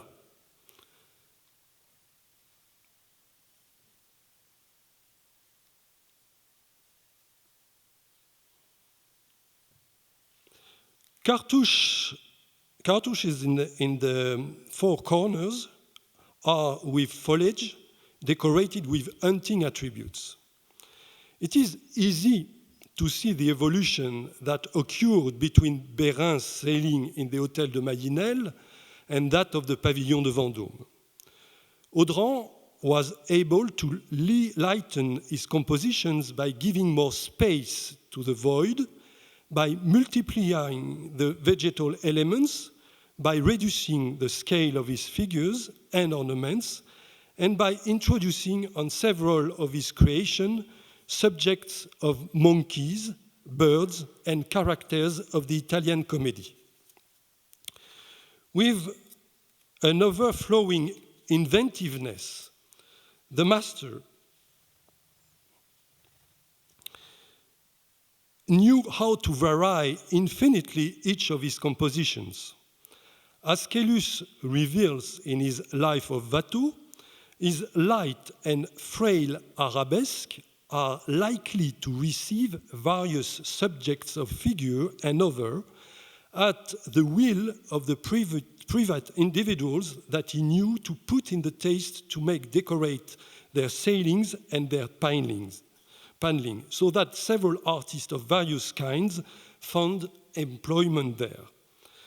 Far from working alone, Audran had indeed welcomed many collaborators into his workshop, entrusting them with the painting of some of the figures or scenes inscribed in the cartouche. One of his last projects, carried out in 1731 at the Château de Réveillon for Jules Robert de Cotte, the son of the first architect Robert de Cotte, consisted of painting 4 large pictures and 4 door tops for the main salon, all representing fables by La Fontaine. The subject in the center of the paintings, in a decor of arabesque filled with birds and animated by flowers and foliage, seemed to Roger Armand Weigert to be so skillfully and firmly executed that he suggested that they were work of Jean-Baptiste Oudry, author of 2 other paintings done for the chateau. Audran was accustomed to this type of collaboration. I'll show you some details.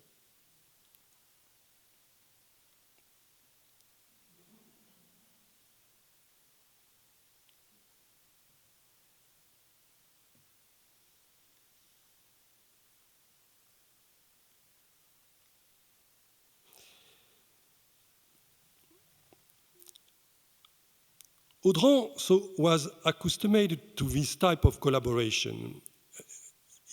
Claude Gillot and Antoine Watteau were, as we have already mentioned, among those who were called upon to work with him. Dated 1707 or 08, undoubtedly the moment when Watteau left Gilo to work with Audran, or around 1709, 1710, or even shortly after, the arabesque painted ceiling of the small cabinet of the Nointel Hotel in Paris is also one of the rare testimonies of his multi-ended work. As confirmed by one of the accounting documents in the inventory after the death of the commissioner of the decoration, Louis Béchameil, dated March 8, 1719, it was Claude III Audran who received the order for the decoration and who most certainly conceived the layout. As Martin Heidelberg suspected, Watteau may have been only an executor for some of the compositions on the ceiling and the paneling. He is credited with, I'll show you some detail of the ceiling.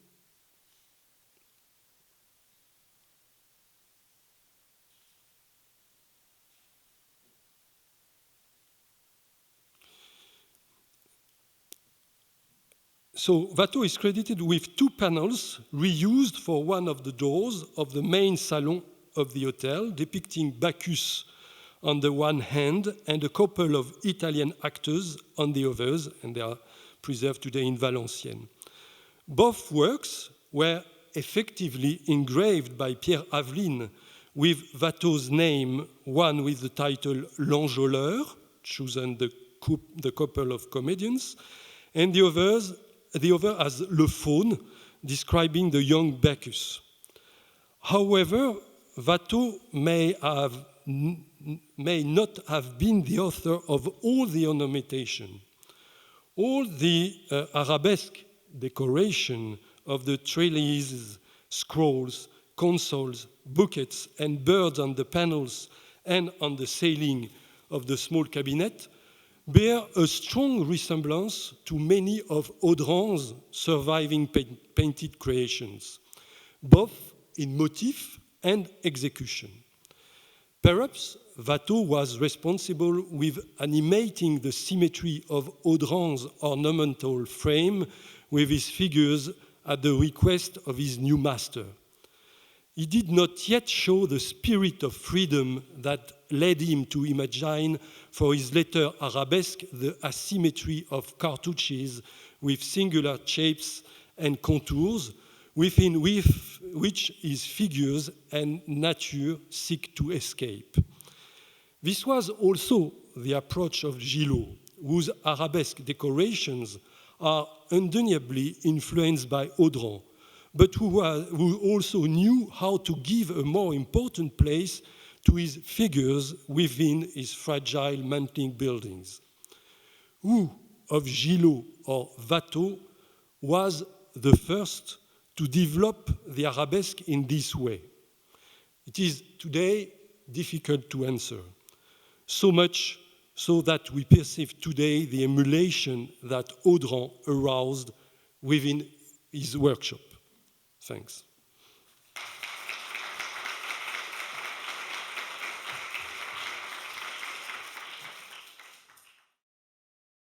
And finally, to conclude the series of speakers, I want to introduce everyone to Hélène Mayer, curator of French drawings at the Louvre.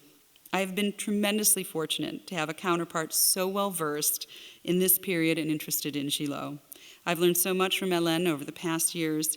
Her careful reading of text, close study of drawings and paintings, and her deep knowledge of the context for Gilot's career has enriched my own understanding of the artist. She has also worked tirelessly on the catalog and which will accompany the Louvre's exhibition this fall. Today, she's going to focus her attention on the early Commedia dell'arte theme works of Jean-Baptiste Oudry and Oudry's awareness of Gilo, a subject I am eager to hear, and I cannot wait to see what she has found. So, ladies and gentlemen, dear colleagues, it's a great pleasure for me to talk today about the young Jean-Baptiste Oudry in the footsteps of Gilo. And the question will be, how significant was or would be the influence of Gilot's work on Oudry? At first, the connection between these artists may be surprising, but there is certainly evidence to suggest that Oudry in his early years could be influenced by Gilo. Before his emergence as the celebrated animal painter of the hands of Louis XV the young Oudry was a multifaceted artist, experimented with different genres, seeking inspiration from most of the masters of his time. Before receiving his first royal commissions in 1724 and his appointment as the Royal Tapestry Factory at Beauvais, Oudry seems to have been in search of his own artistic identity. As Al Opperman notes, the author of the Artist Catalogue Raisonné du Know, and I quote, "In this period, Oudry was just as uncertain in his art as in his life." The diversity of genres that Oudry explored in his early years seems to reflect his own dissatisfaction while experimenting with genres that didn't really suit him. His initial training was as portraitist under the guidance of Nicolas de Largellière, likely before or around 1710. In 1778, he was admitted first at the Academy of Saint-Luc, of which his father was then president, with a Saint-Jérôme now lost. In 1717, he received first his agreement in the Royal Academy with this adoration of the Meiji on left.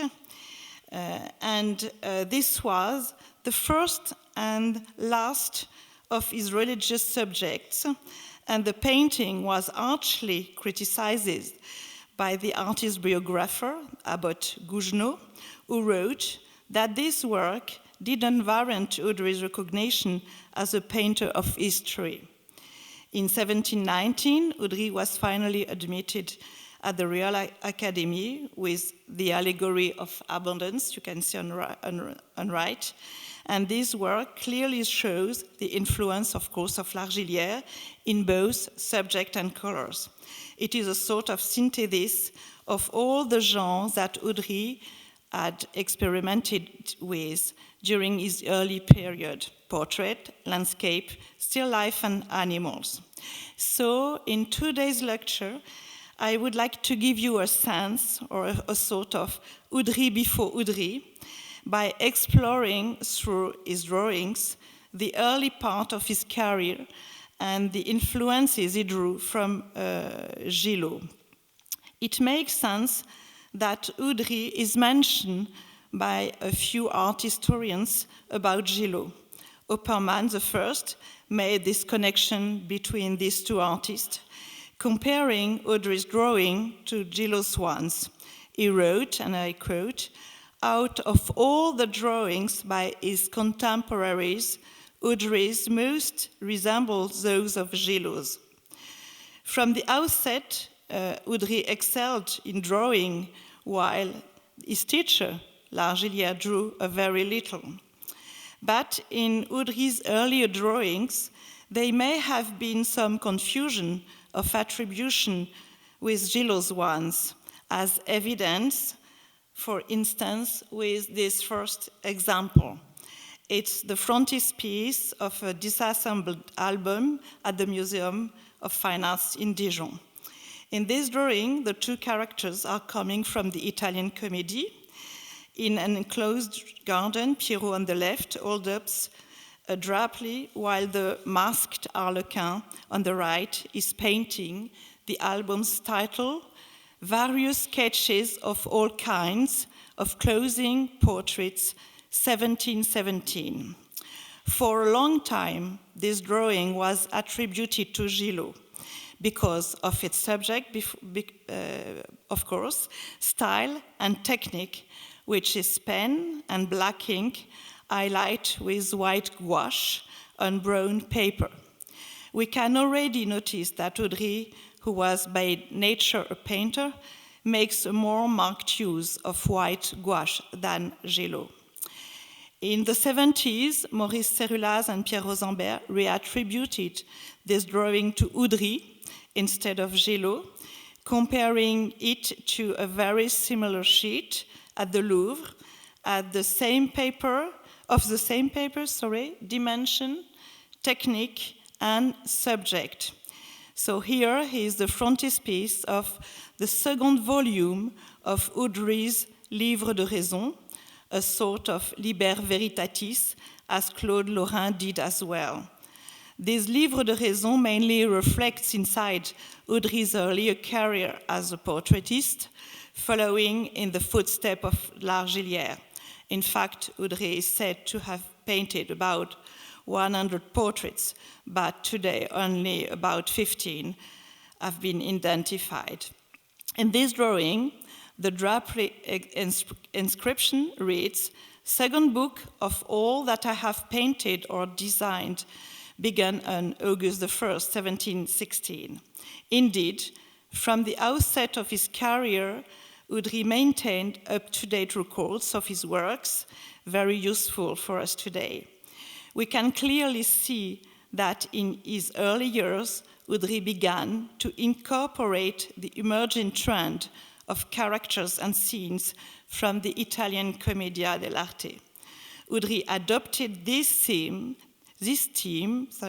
in all the frontispieces of all his sketchbooks from 1713 to 1717.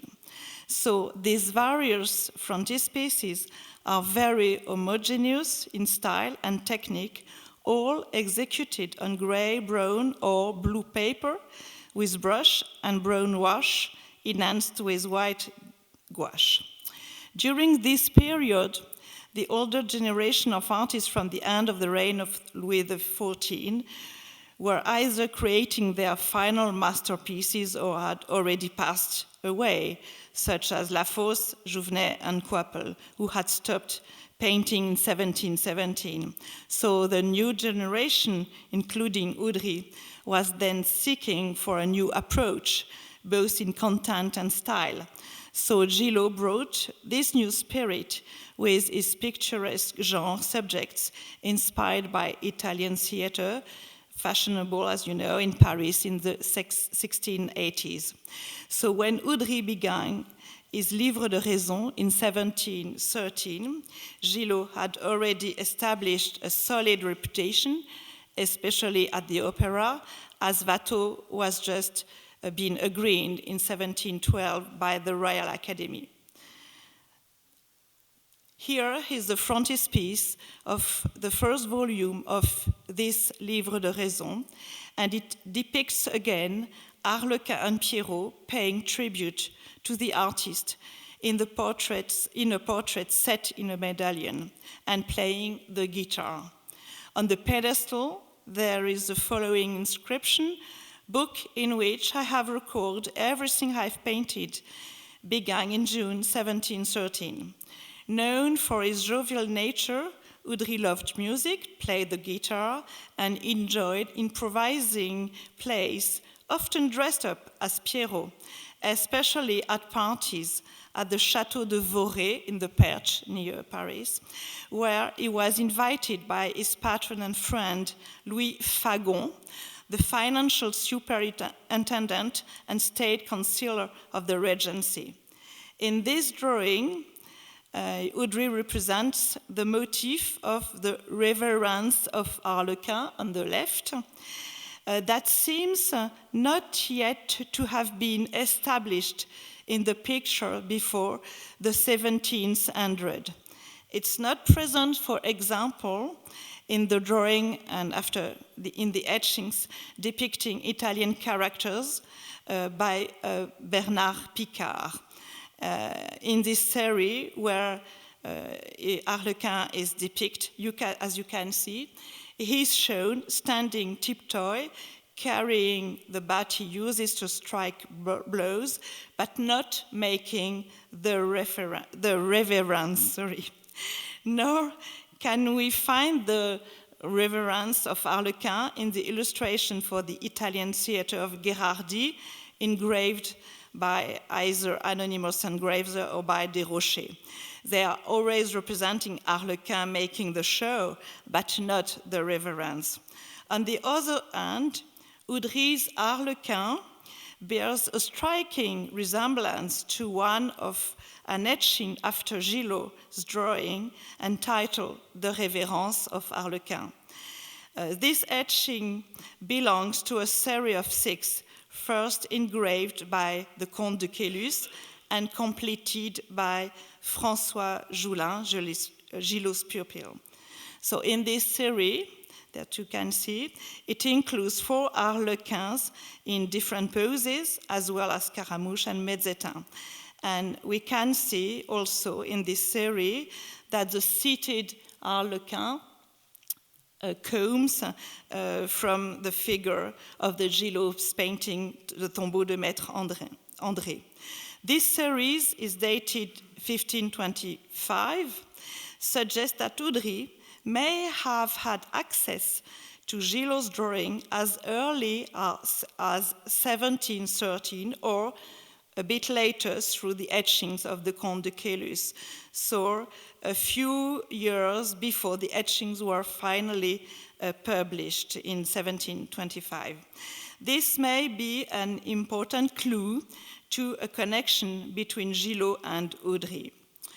Oudry also incorporated Arlequin and Pierrot in another frontispiece in an album dedicated to the Duchess of Berry, and Opperman dates it to the end of 1715.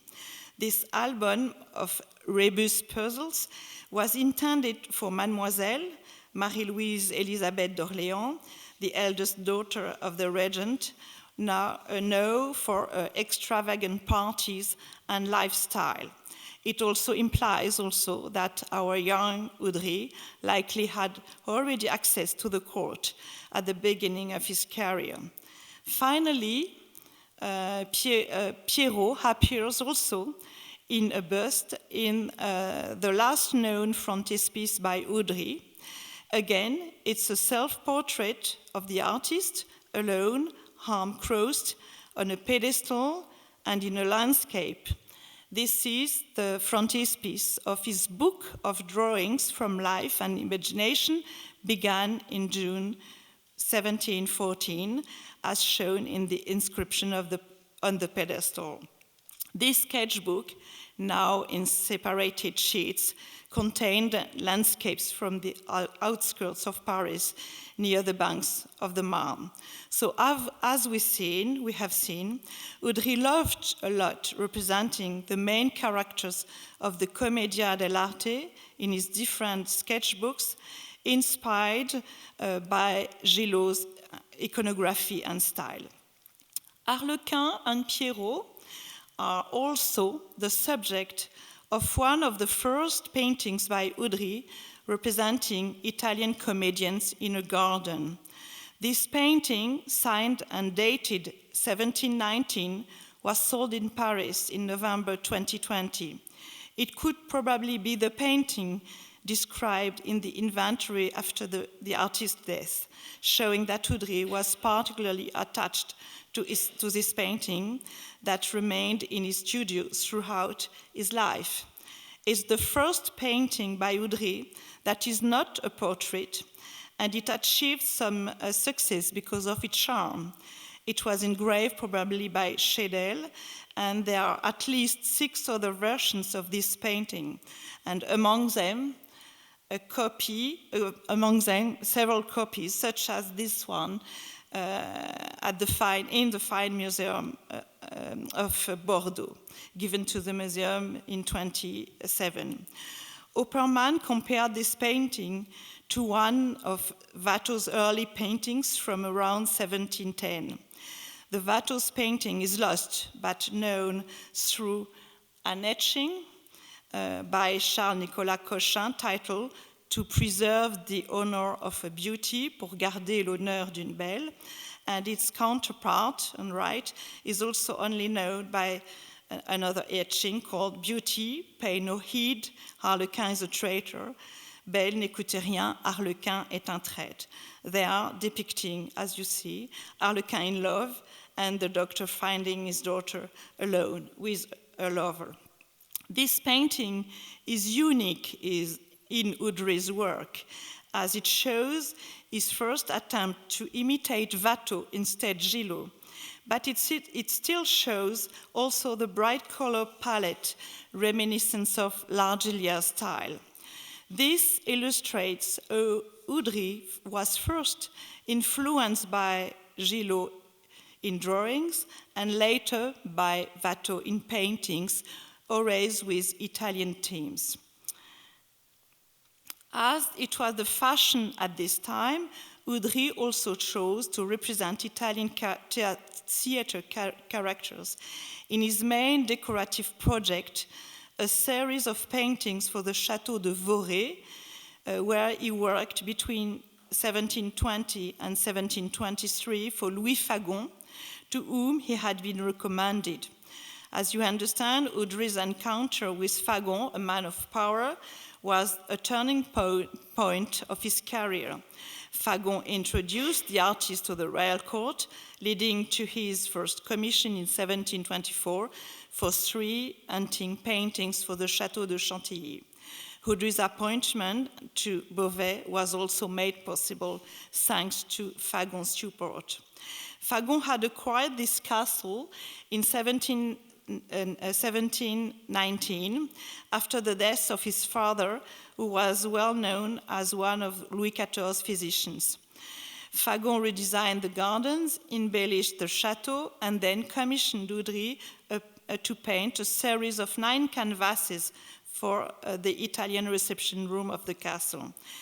These very large panels that you can see, each nearly 12 feet high, depict pastoral subjects such as hunting, fishing, dance and musical entertainment, and so on.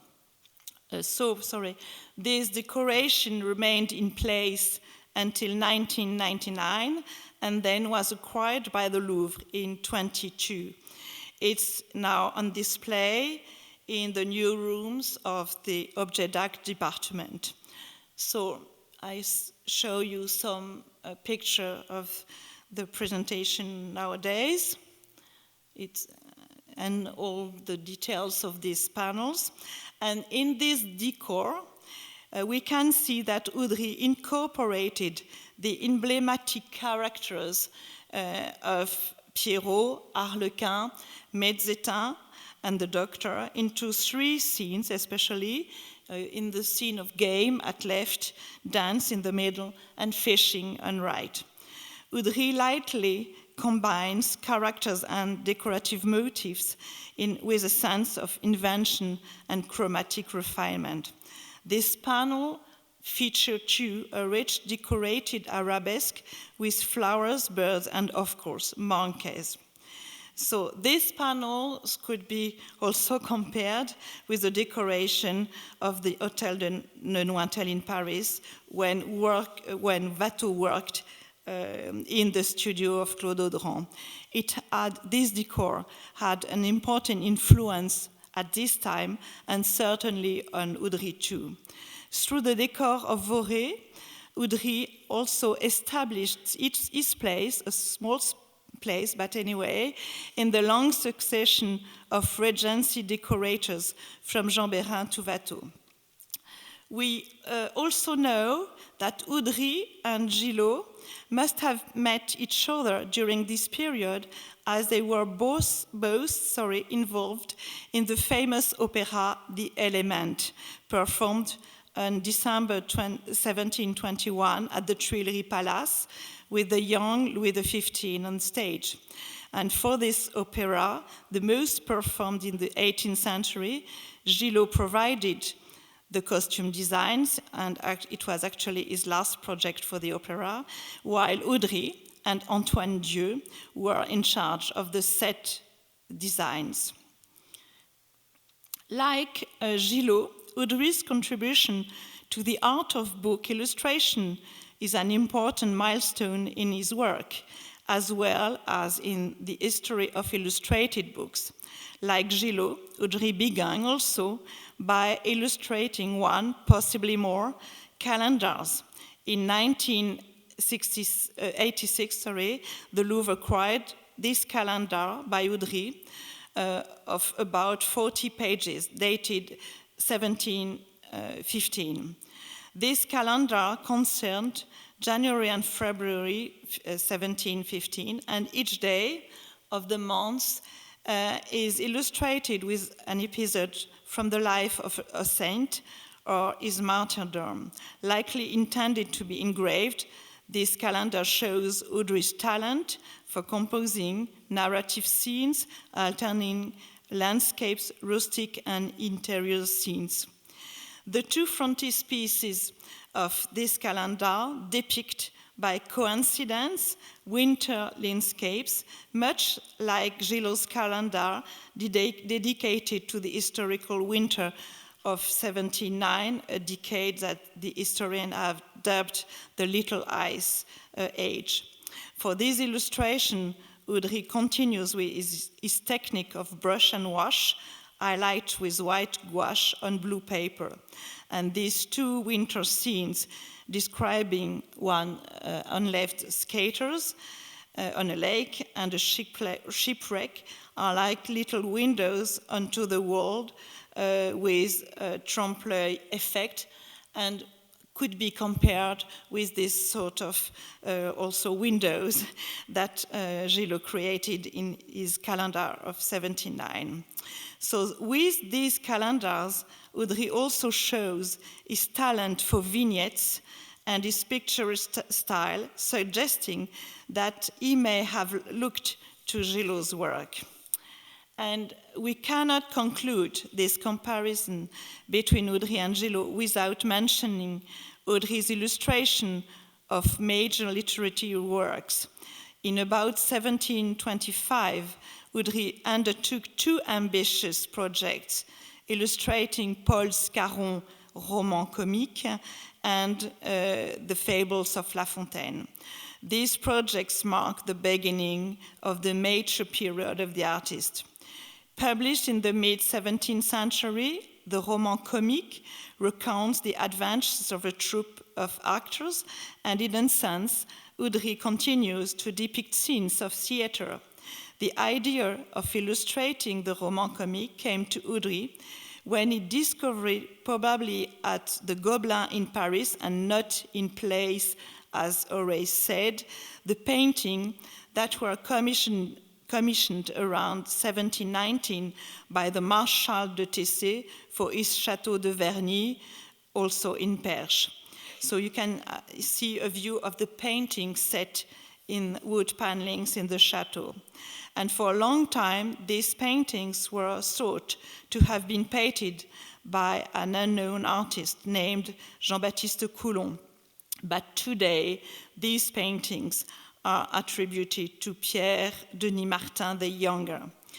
Oudry made very rapid fresh-hand sketches inspired by the panels of Martin, and these scenes still using gouache on blue paper. However, the Royal Commission Oudry received at that time forced him to definitively abandon this project in 1737. And the most significant collections of the drawings for these illustrations are now at the Louvre. We have 7 drawings, and at the National Gallery of Washington, where there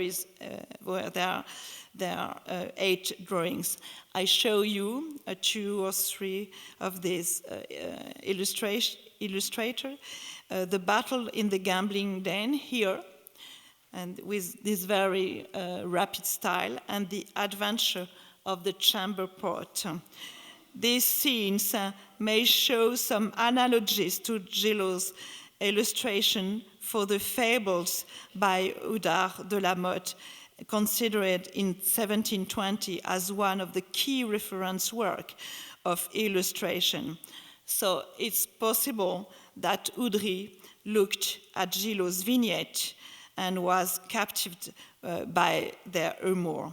Finally, between 1729 and 1734, Oudry illustrated the fables of La Fontaine. And according to his biographer, Abbot Gougenot, Oudry worked on this project in his spare time in the evenings, and as he did for the roman comique, illustrating each fable with a small drawing dated and signed. The complete collection comprises 276 drawings, all done with gouache on blue paper. These drawings of exceptional quality show Oudry's talent as an illustrator, and much like Gilot's illustration for the La Motte fables, Oudry's alternate between indoor and outdoor scenes, daylight and nighttime scenes, day life and animal scenes. Some examples. These illustrations are filled with wit and humor, just like those of Gilot's. Gilot's originality in illustrating La Motte's fables had become, at this time, the benchmark in 1720, until they were finally supplanted 30 years later by Oudry's drawing for the La Fontaine fables, demonstrating also the importance of illustration in a success of a text. In conclusion, Oudry's early work seems to demonstrate his appreciation of Gilo. This is shown through his attraction to the scenes of the Commedia dell'arte, his fondness for Arabesques, his passion for illustration, and finally, his ability to extend the spirit of the Regency until mid-century. Thank you for your attention.